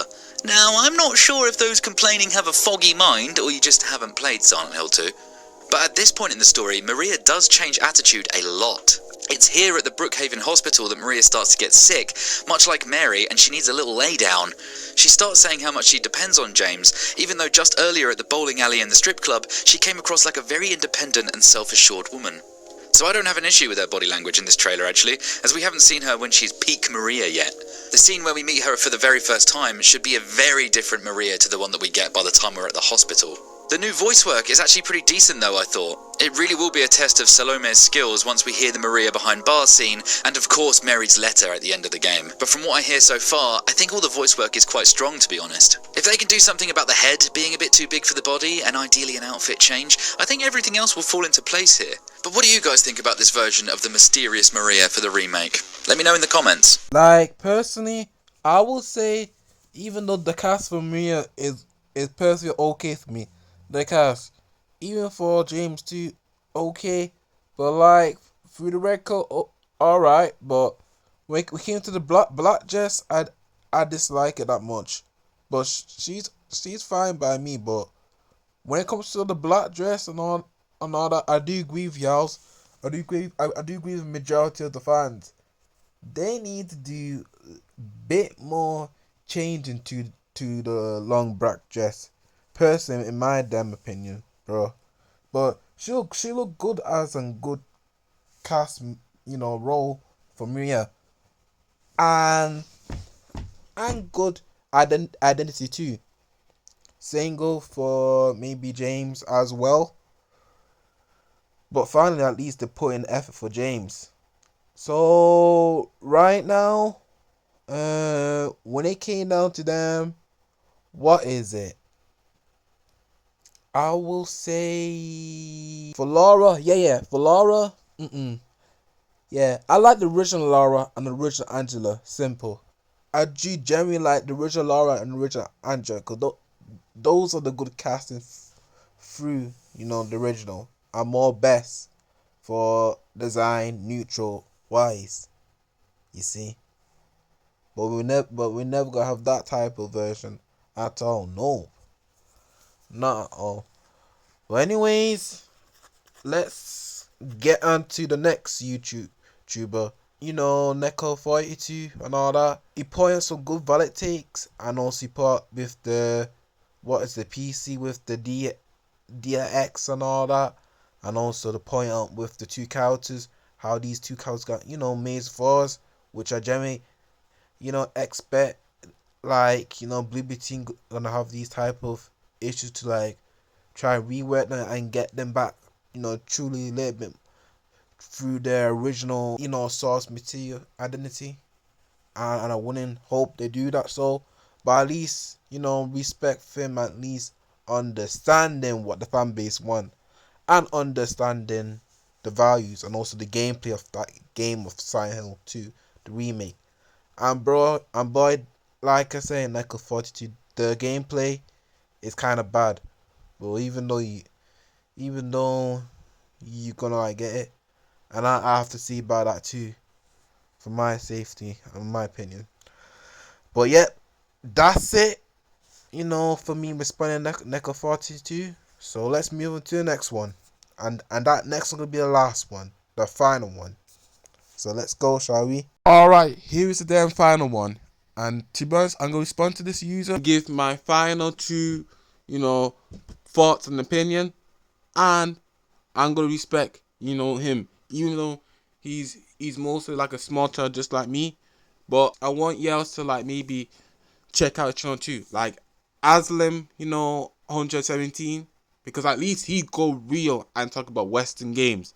And I genuinely agree with him for his true meaning of a point, bro. How like Western gaming, I would say, is damn poison of the plague. When it comes to Western gaming goes on to a poison of the plague, y'all. Cause it's just go like century, reverse back century, and I'm tired of this type of crappy ass matrix. I'm tired of the program bots. I'm tired of the stupid ass system. And also, what is it? The world been dehumanized more, and also majority of us won't even speak out about it in a truly mean way, but they want to go through one perspective, but on the other side perspective. That's the thing, bro. Which is getting for a point, ridiculous and stupidity as well. Meanwhile, he make a video about Silent Hill 2 remake, and he's got perfect points. But by the way, I'm gonna like react to it, and I'll also address this few type of points, and then I explain it in my thoughts and opinion. So let's start the video, shall we? Let's go. Boom. Hey, how's it going, guys? This is Sal117. I'm back from Austria, and in 2 days I will go watch the Sam Raimi Spider-Man movie. I already recently bought a ticket for the sequel, so yeah. But anyways, I wanted to talk about one of my favorite horror game franchises ever, and that is Silent Hill. And recently I found out that Silent Hill 2 is going to get a remake. Now, for those who don't know, remakes for me are a hit and miss. Sometimes they're good, sometimes they're bad, and recently it just feels like there's too many goddamn remakes and remasters or whatever, and it's just like, man, it's just getting tiresome. Like, nowadays, like, if you guys don't know, I'm still collecting physical media for older entertainment, for older games, for older movies and stuff like that, and part of me like was kind of excited for Silent Hill 2 remake, but the other part also told me, remember, man, this is Konami, and I apologize about my hair on the side. I don't know, I don't want to fix it anyway. I don't want to fix it now, but Silent Hill 2 is one of my favorite horror games ever. It was my first game I played on the PS2, and not the first game I played on the PS2, it was the first horror game I played on the PS2, and of course back in the day I had a very broken copy of the game, so I had to buy a brand new one. Thankfully I have both,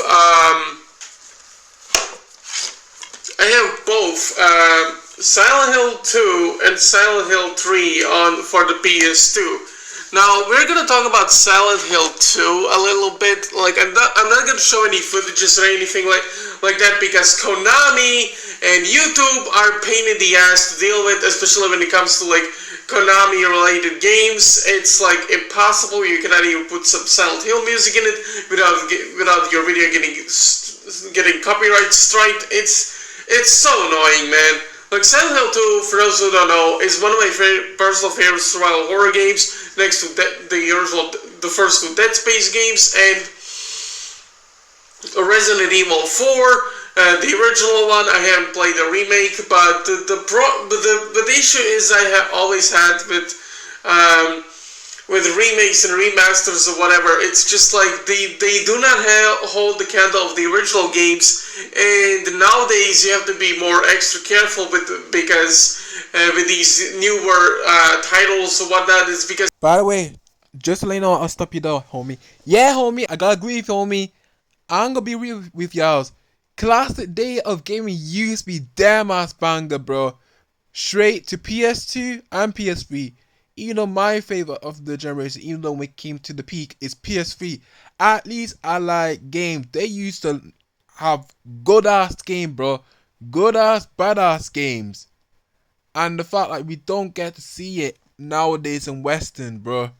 We don't get to see nowadays truly creativity around Western.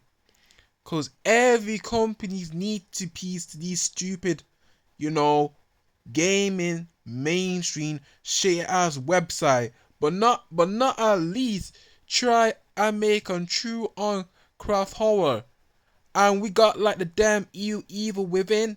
I would say the evil within, the first one is truly badass, and even within too. Even though those games are masterpieces in mine, even though evil within two just lower down, what is supposed to be around the original, but at least the original one is always will be a masterpiece, solid masterpiece.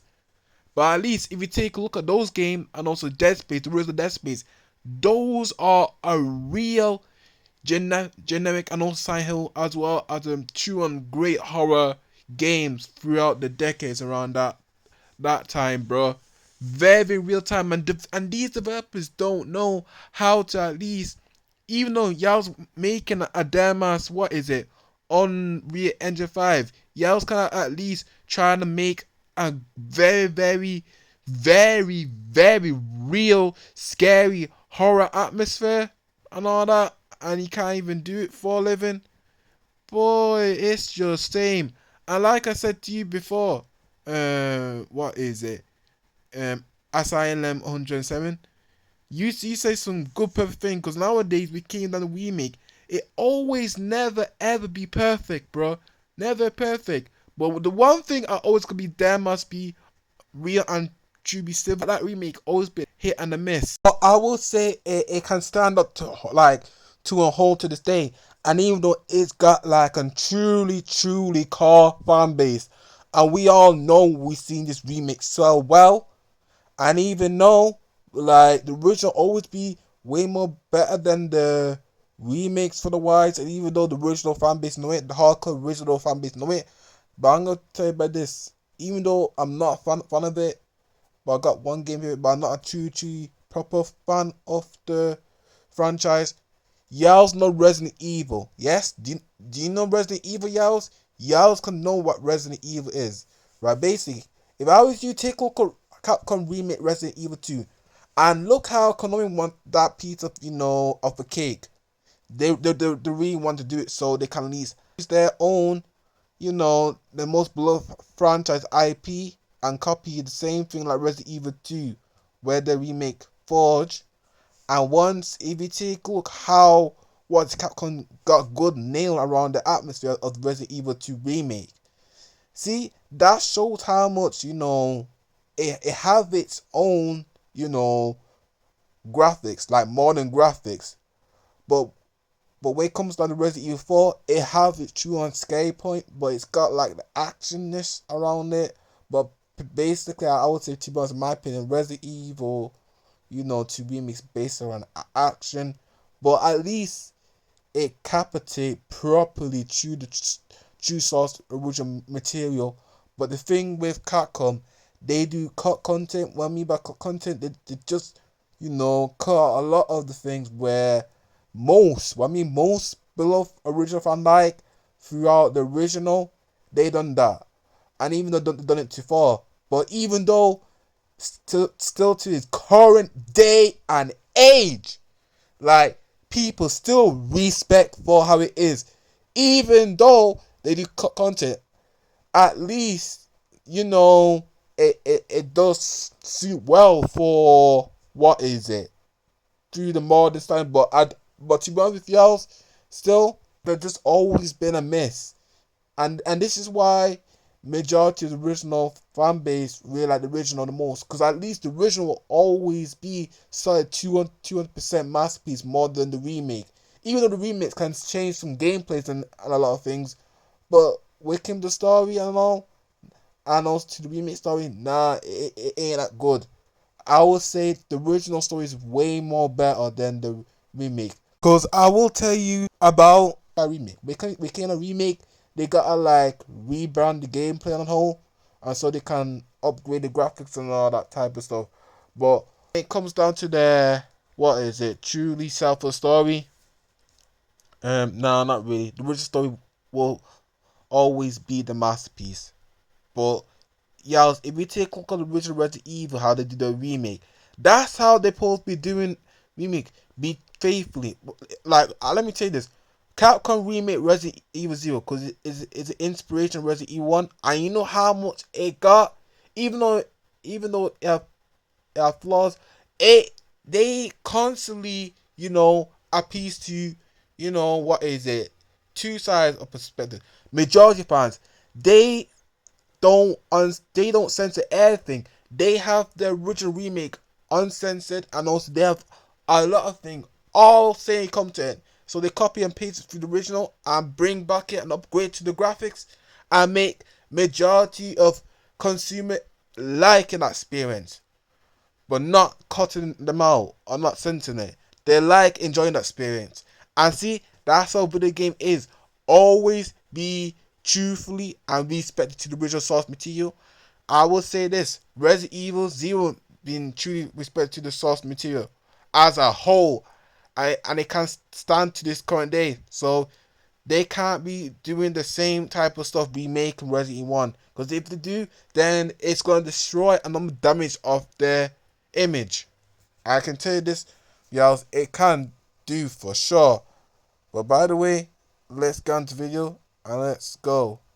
People nowadays are so oversensitive and so like, WOKA, then they just basically like forget what, like, nowadays people are just being hired for basically, it's like the people who made the remake did not even play the fucking original game, and they're just like, we're gonna make it, but we're gonna make it better, more safe, more for modern audiences. And every time I hear the word modern audience, it's a disaster. I know I'm not gonna buy it because I don't have a new console. Like, I have a new console, but it's a Nintendo Switch. That's all I got. But I haven't went out of my way and I'm like, oh, I'm gonna buy a PlayStation 5, or oh, I'm gonna buy an Xbox Series X. Like, with Xbox Series X, I was thinking of buying it, but with the way Microsoft and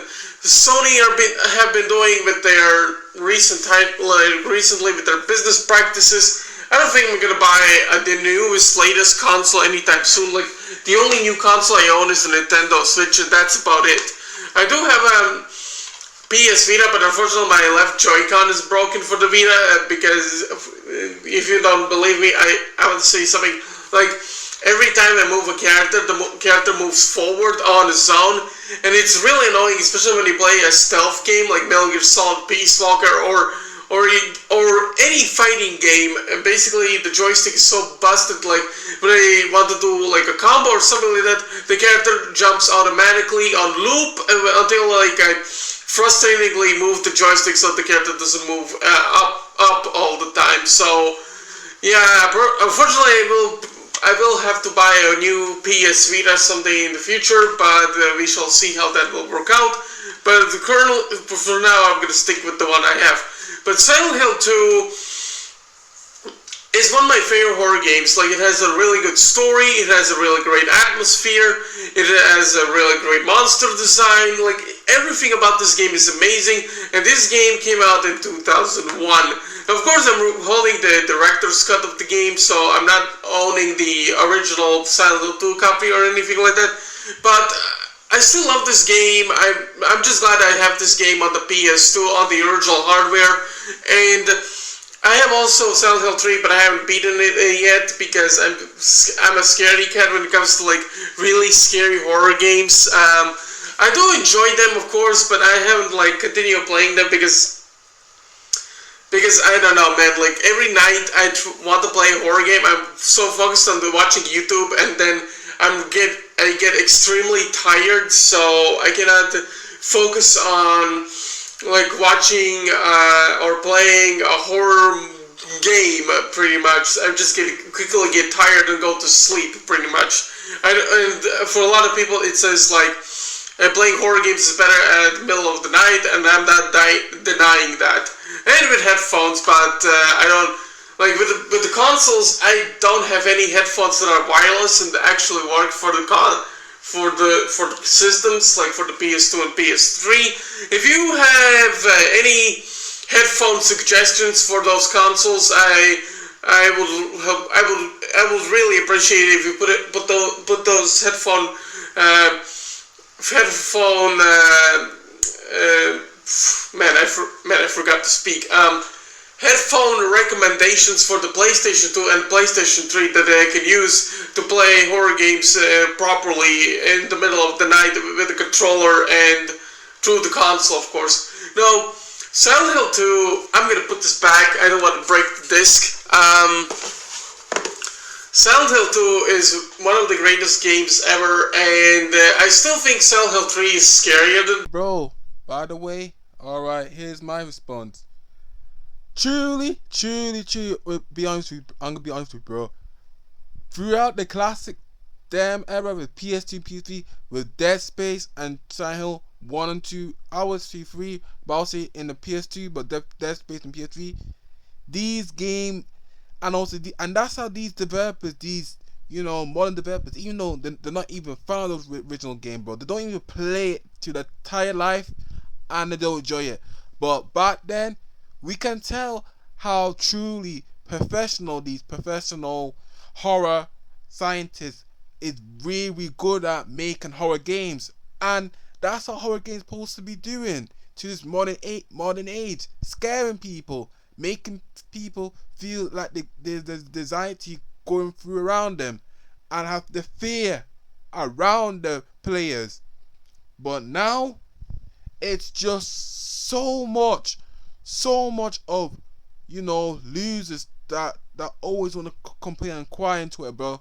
But even back then, we don't do these type of things, bro. We never ever do these type of things, homie. We never, bro. But I can understand. But I'm gonna tell you this, Valium 117. Well, keep on going, homie. By the way, you mentioned you don't have the Xbox Series X or PS5. Well, that's best on you, bro. But I'll tell you this, because it's damn expensive to get those type of consoles, to be honest with you, homie. And also, the thing with Microsoft destroyed itself. I'm going to be brutally honest with y'all fans. Microsoft destroyed their brand, and they destroyed the image as a whole.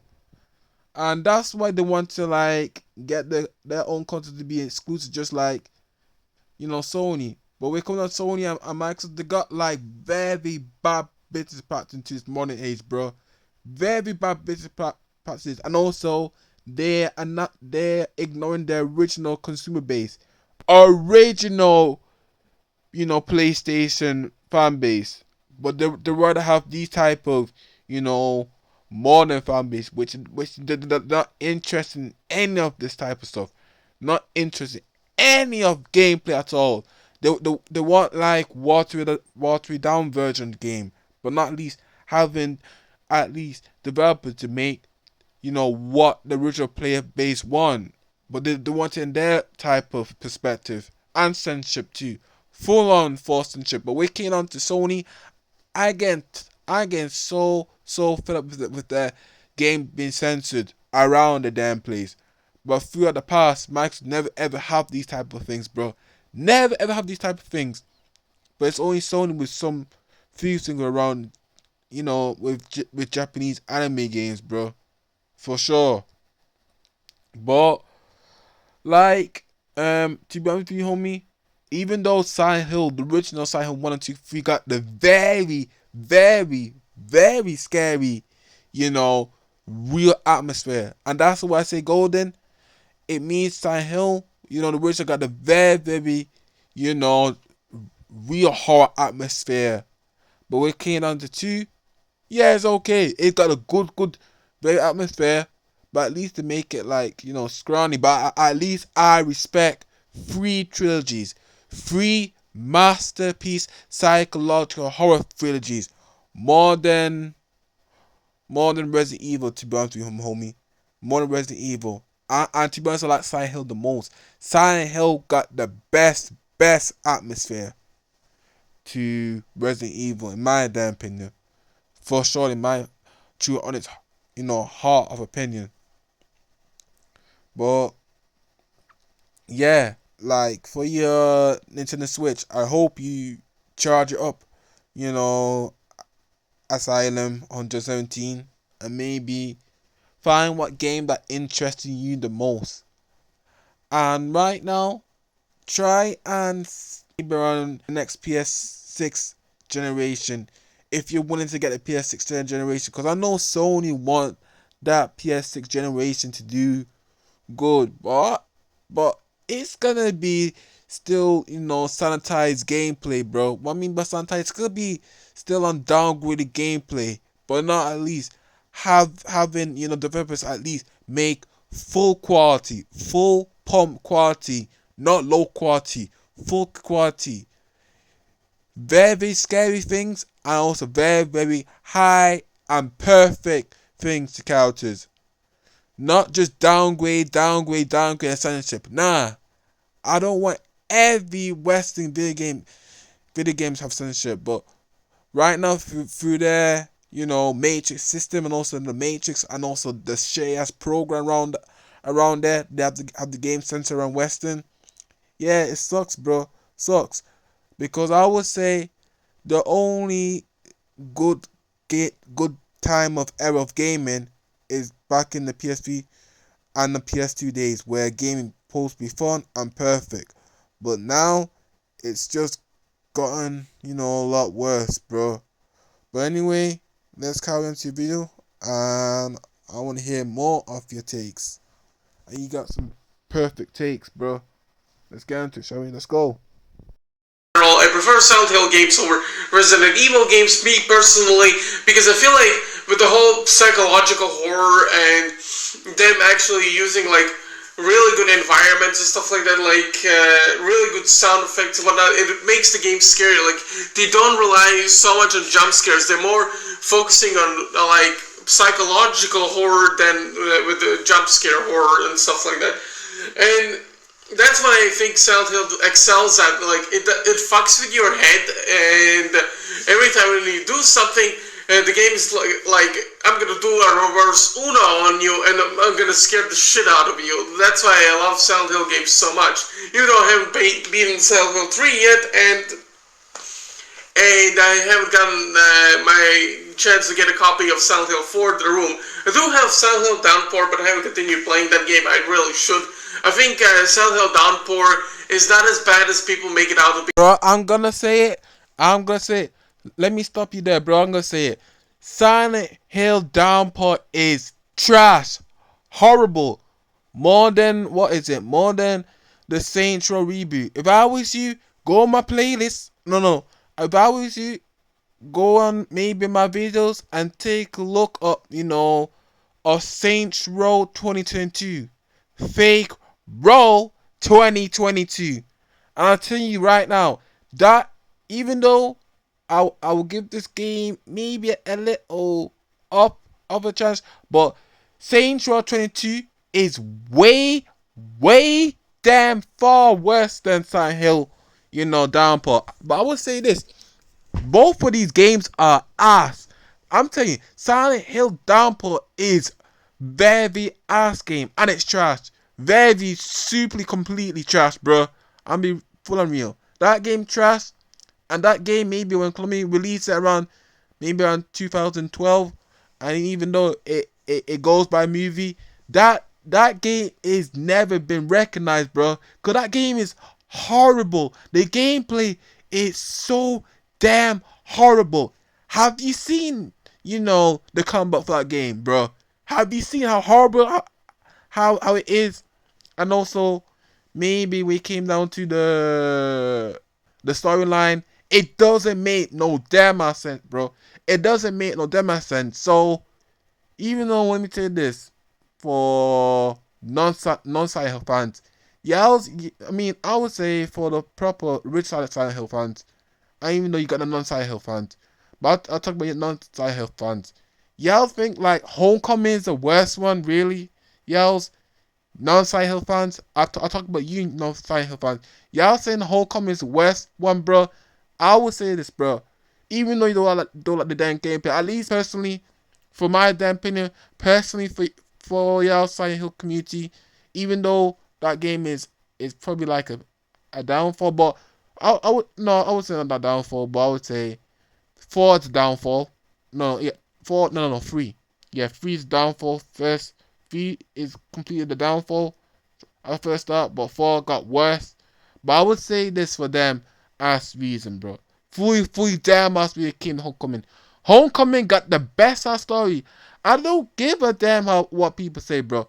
Homecoming got the good story, but I would say it ain't nowhere near Silent Hill 2 level. Nowhere near. I would say Silent Hill 2 is skyrocket up the golden trophy. Homecoming can be at the 3rd. Silent Hill maybe 3 or maybe 1 can be at silver. I'll put Harry and Heather Mason at the silver cup. I'll put James at the golden cup. I'll put Alex at the bronze cup. So that means those series are well more personally better for me. So I would say this: Silent Hill Downpour is ass. That go to the bin. What is it? What's go to the bin next? Yeah, Silent Hill Ascension go to the bin. Boom. Simple. Or what gameplay 2 need to go to the bin? Yeah, Silent Hill 4 go to the bin as well. Because even though Akira Yamamoto, no, Master Ito confirmed this, because even though he didn't work for, so y'all original fans saying that Master Ito working for, nah, y'all misunderstood. Master Ito confirmed he didn't work for. He didn't even work for, y'all. He didn't even work for. So it's no point. He only left since around 3, but he never working for, and that's how Konami just get hold and then screwed him over and F him. So basically, Konami hired somebody else working for. But I will say this: 3 trilogies is way more masterpiece more than 4. Even though 3 got his downfall through the beginning, Silent Hill 3, but at least 4. But we come to 4. 4 is ass. What is it? Downpour is ass. What is it? Ascension is ass. So 3 of them are the worst hot garbage game need to go to the bin. Simple. But we came down Silent Hill. What is it? 1, 2, 3, and Homecoming. More best for me, homie. Way more best than, what is it? The dirty or the quirky Silent Hill version of it, bro. But by the way, let's get into the video, shall we? And let's go. But stop with saying the downpour is great. Even though it's your opinion, but stop saying it's great. It's ass. You can tell, very majority of views don't even like that game, the downpour, bro. I would say what it is your opinion. So yeah, I can respect your opinion, but I got mine. So for me personally, I would say this: Downpour is a very terrible game, more than Homecoming. So I can give it for that one for a complaint. So yeah. By the way, let's come into the video and let's see what you have to say. I know, and that's it. Some people say, "Oh, you have bad opinion because that game is the worst Silent Hill game ever." I don't think it's that bad as many people make it out to be. Like, it's not the best Silent Hill game. I will give you that, but it's not the worst either. Like, I think Silent Hill Downpour has really good puzzles, a really interesting story, and the fact that you can actually fully explore the town of Silent Hill is, I think, is one of the best highlights of the game. Like, especially when you get the secret ending of the anniversary ending or whatever, or Murphy getting a birthday or something like that. Like, you can really tell that the developers really wanted to really cared about the franchise, wanted to bring the franchise back to its roots. But because Konami being Konami, the game was really rushed and wasn't fully finished. So that's why the game is the way it is. Like, I'm not saying it's not also really scary compared to the old Silent Hill games. Like, I still find Silent Hill 1 terrifying, but even Silent Hill 2 has some really scary moments as well. And Silent Hill 3, oh boy. But Silent Hill Downpour still has moments where you think, oh, this is still a Silent Hill game, and I feel like Silent Hill Downpour is hated for no reason. I think it's hated because of how the game was launched mostly, and if it launched in a better state, I think people wouldn't be so harsh on it. But that's just me. But we're gonna continue on talking about the remake. Silent Hill 2 remake is one of the many reasons why I'm not into like modern gaming as much, because nowadays developers are saying, oh, we're gonna bring the franchise back to its roots, we care about the franchise. All lies, they keep saying it, but then they pull a BS where they change the character designs and even monster designs, and you can really tell the way they change some of the character models, even and one of the core aspects of one of the enemy designs. You can tell these people do not give two shits about the franchise of Silent Hill. For those who don't know, it's kind of hard for me to talk about, but it's like an adult topic because, Silent Hill is made for adults. But Silent Hill 2 is about a character named James Sunderland, whose wife died 3 years ago from a disease. I don't want to give off too many spoilers for those who never played the game, even though the game came out 23 years ago, but better late than never. But Silent Hill 2 is about James Sunderland, whose wife called Mary, died 3 years ago, and he goes to town to Silent Hill because he got a very suspicious letter from Mary, who from his dead wife, pretty much, and he's like he doesn't know why he came to the town, why he's here. He's just like, I'm going either way to the town. And even when the character Angelica, I think it was named, no, Angela. Man, I haven't played Silent Hill 2 for a long while. I beat the game. I beat the normal game, and now I unlocked the new game. Plus, I might actually replay the game. Like, I did watch videos, but it's hard for me to remember names. I apologize, but I think it was Alyssa or something like that. No, Alyssa was the girl from Silent Hill 1. Angela, I think her name was. I'm sorry, I'm really terrible with remembering names. Angela pretty much warns us about the town, how dangerous it is, and James is like, I don't care, I'm going to town either way. Like, you can tell that something has happened to James when he says that. Like, he sounds like very suicidal. Like, he doesn't care what happens to him, what will happen to him either way. He's just going to the town to look for his dead wife. And then you see these crazy monster designs, and a lot of them are, especially if you enter hospital and meet the nurses, you can tell there are a lot of the mannequins and the nurses are really overly sexualized in the game, and that's because of James's oppression, when he met Maria, she's also very flirtatious. She's dressed sexually as well, and you can tell that the game is about James Sunderland being sexually frustrated about not having a wife who's hot, or having him having a good old time on Mary because you learned that she died from a sickness, and and they couldn't do much with each other because Mary being sick and James being frustrated for not being able to have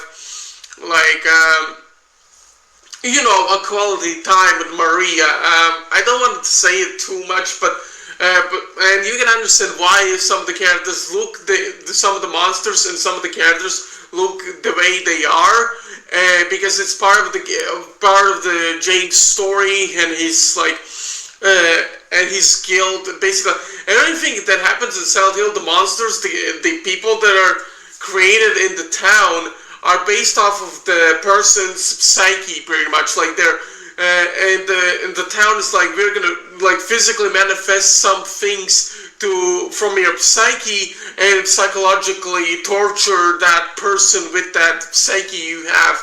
Like it doesn't matter. Like it's either depression or anger or whatever. It's like the town is gonna fuck with you no matter what. It's will try to kill you as well. Like. Unless you learn your lesson, if you don't, then you're basically fucked either way. But that's pretty much the whole point of Silent Hill, is the fact that it makes you feel uncomfortable. But the fact that with the Silent Hill 2 remake, they pretty much toned down the whole woman looking the way they are. Despite the fact that it's literally the theme of the fucking game, of the 2001 game, where James is really like sexually oppressed or something like that. Like he's very sexually frustrated that he cannot be with a woman, like having, you know, quality time with her wife, because she unfortunately died from a sickness. And of course, like I said, I don't want to spoil too much for those who never played the game or never got the chance to play it, but Silent Hill 2 is still about, like, the character designs and the monster designs are made specifically from James Sunderland's psyche, and the fact that these game developers are taking away the designs, like women looking how they are, and changing them for modern audience, then they're just not getting the point, or not even fucking caring about the game, about the Silent Hill 2 story, about James Sunderland as a character. Like, you don't care. You say you, like, even in the interviews, like, especially when you watch the videos, like, they say, oh, we care about the game, we care about the franchise, we want to bring it on in the new light. No, they do not care. They just pretending they care.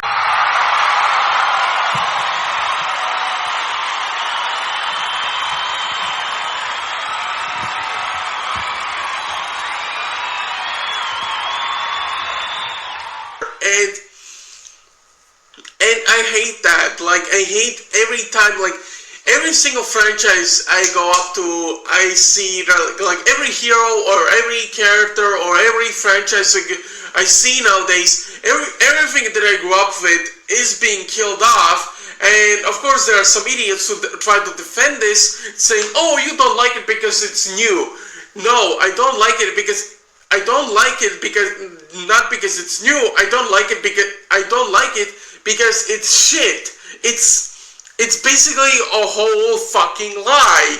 Like, why do you keep doing this? What are these game developers or movie makers or whatever? Like, what are these modern creators are gaining from this? I'm gonna tell you what they're gaining from this. They fucking hate people with creative ideas. They hate people who are normal. They hate people who are not on social media 24/7.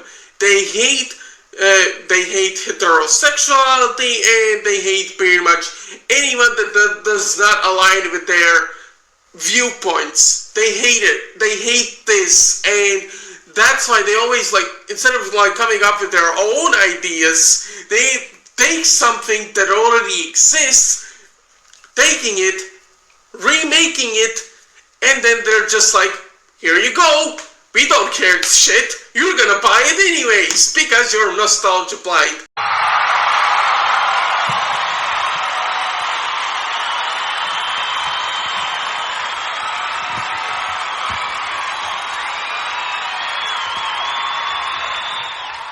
Gaining from this.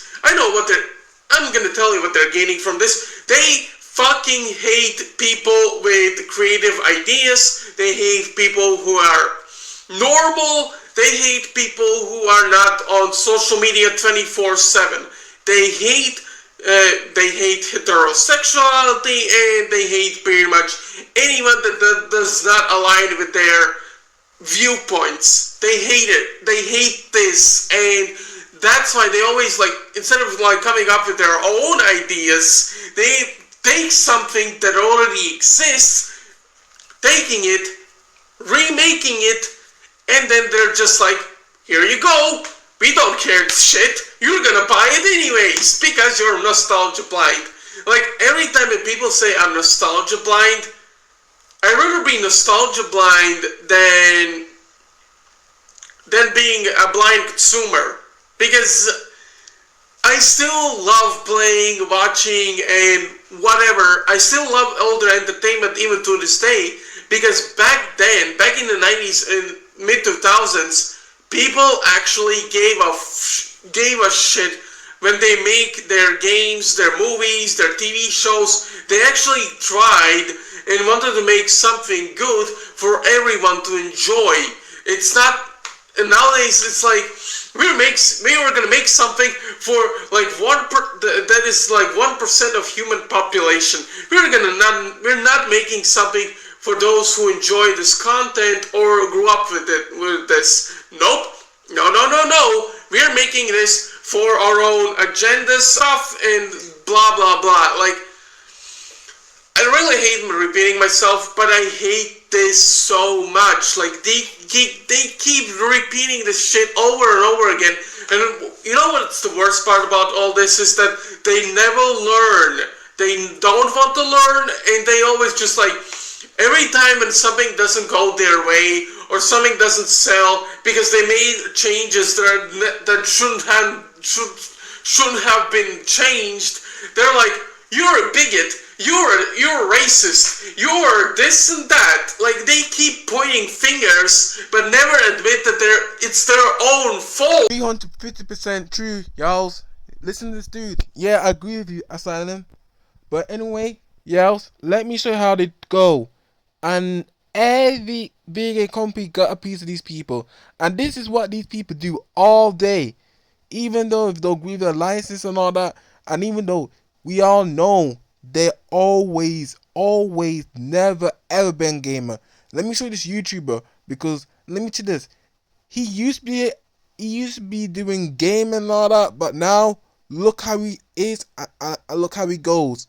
And this is him saying his views all the time, and also doing it to other type of, consumers where they talk about games and all. This is what he had to call them every single group, every single day. No, what I mean by is majority people, no matter what, if you gay, lesbian, or what so.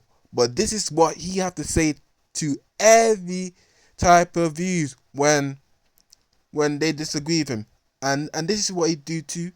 He goes to people. He goes to consumers, and also maybe people who are fans of, many of the gaming, but not get into politics. But this is what you have to say to his own views. I know it, but I'm not gonna name his name. I'm gonna play it right now, so y'all can listen. So let's do it. You fucking cuck. I know that's one of your favorite words, you right-wing asshole. Say, come on, cuck. Ask real fucking questions, cuck. And don't be a fucking pussy, because you're a bigoted asshole too. As he's growing his channel on YouTube. Get off YouTube then. Leave. Bye. Go away. I'm so tired of people saying evil big tech, but you're on evil big tech and you're making money off of it. So which one is it? Leave it then. Goodbye. See you later. Pack up your bags and go wherever the fuck you're gonna go. You don't really have to, but I'm so tired of them. Oh, we're being silenced and censored and whatever. But we're here and our channel's growing. Skip it a button, faggot. Like, bro, do you know how easy it would be right now? Like, if a lot of you guys, because I cultivated, I hope, a smarter audience. But if I just went tomorrow and said, man, I'm so tired of this. I'm tired of the woke propaganda. I'm tired of them trying to groom our kids. If I made a video lying and pretending to be about that, money, money, money, money, like, I would be like, yeah, Rich, you finally seen the light. Yeah, get woke, go broke. I would fucking bank And look, I love money, man, but you're selling a lie. For what? I hope at least they believe it.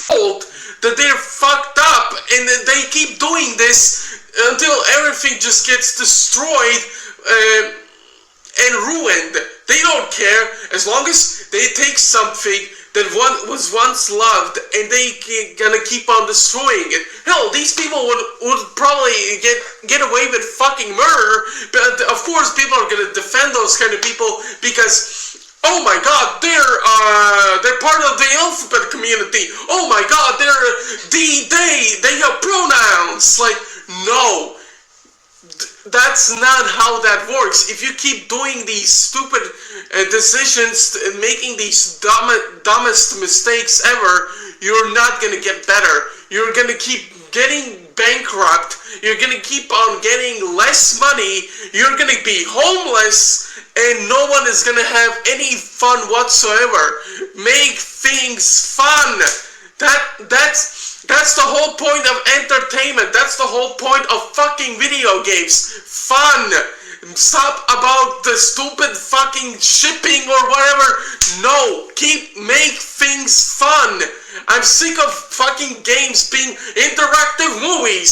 Slow 15-20 minute walking sections. Third person camera angle. Every single fucking game. Empty open worlds.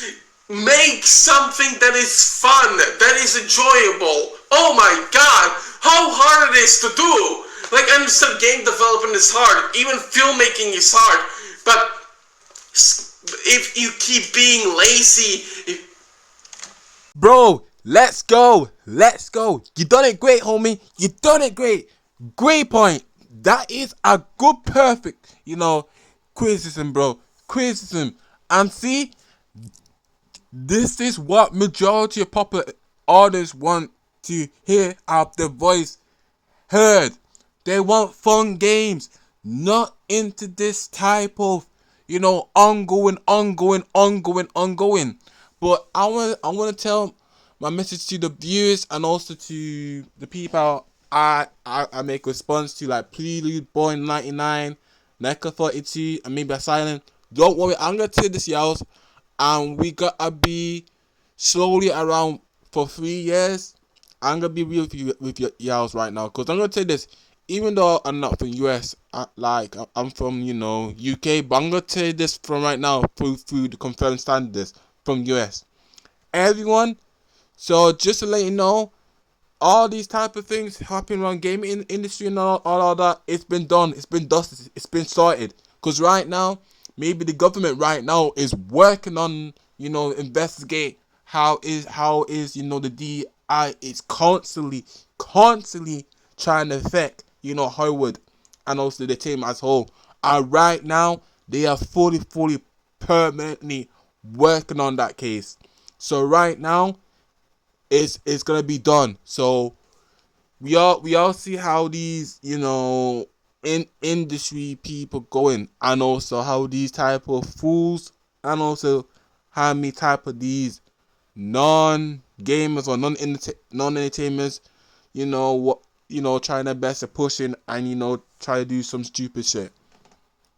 But by the way, I'm gonna tell you this, because maybe in 3 years time we might get to see change. We might get to see some good change, but we gotta see how it goes personally, because we might have the things what we want, and also we might have a good entertainment and good story and good quality. But we have to see, though. We have to see, cause right now, I'm telling you, bro. I'm gonna be honest with you, y'all. USA is constantly getting into this type of situation. The government is right now focusing, and also the company know on what they're doing. They are constantly, maybe work things out. But I would say not the Western company. I think the Eastern company, working things out to make good games instead of these type of dodgy practices. You get what I'm saying? But right now, USA is constantly working on the investigation of those dodgy practices, so they can at least get rid of that type of system which they're pushing, because it is so degenerate. But by the way, I'm not here to take down people pride flags and all that. But I'm just so tired of the social messaging. That's the thing. Masses artists have been problem with the social messaging, and also not creating new entry line as a whole through these characters. But let's see, around 3 years, time will tell. We might see, certain change. But by the way, right now, y'all, I want to give, huge credit to these content creators that speak about Silent Hill 2 Remake, and also me, including myself, because I'm part of the Silent Hill fan base too. And also, even though I respect the original Silent Hill, even though I like the Homecoming, but I like Silent Hill 1 and 2, 3, but I just wish Sony at least back a capability, those type of games. But like I said, I'm gonna give a great speech for this guy. And anyway, I want to respect Asylum, Nika 42, and maybe other creators that spoke about it. Even though I critique around that point, I already got my critique, as lately, and also how the fans feel about it.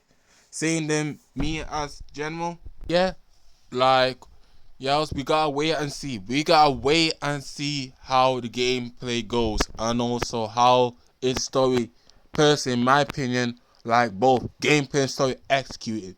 I'm saying, if this fail miserably, then it's done. It's done for a franchise as a whole. But if Liberty have so many ways to change it, then they have few more time to change it. I can tell you they need to work on it more often. So yeah, right now, basically, my time zone right now is nearly around I would say 1:28 a.m. So I'm very late, and also I need to go to bed.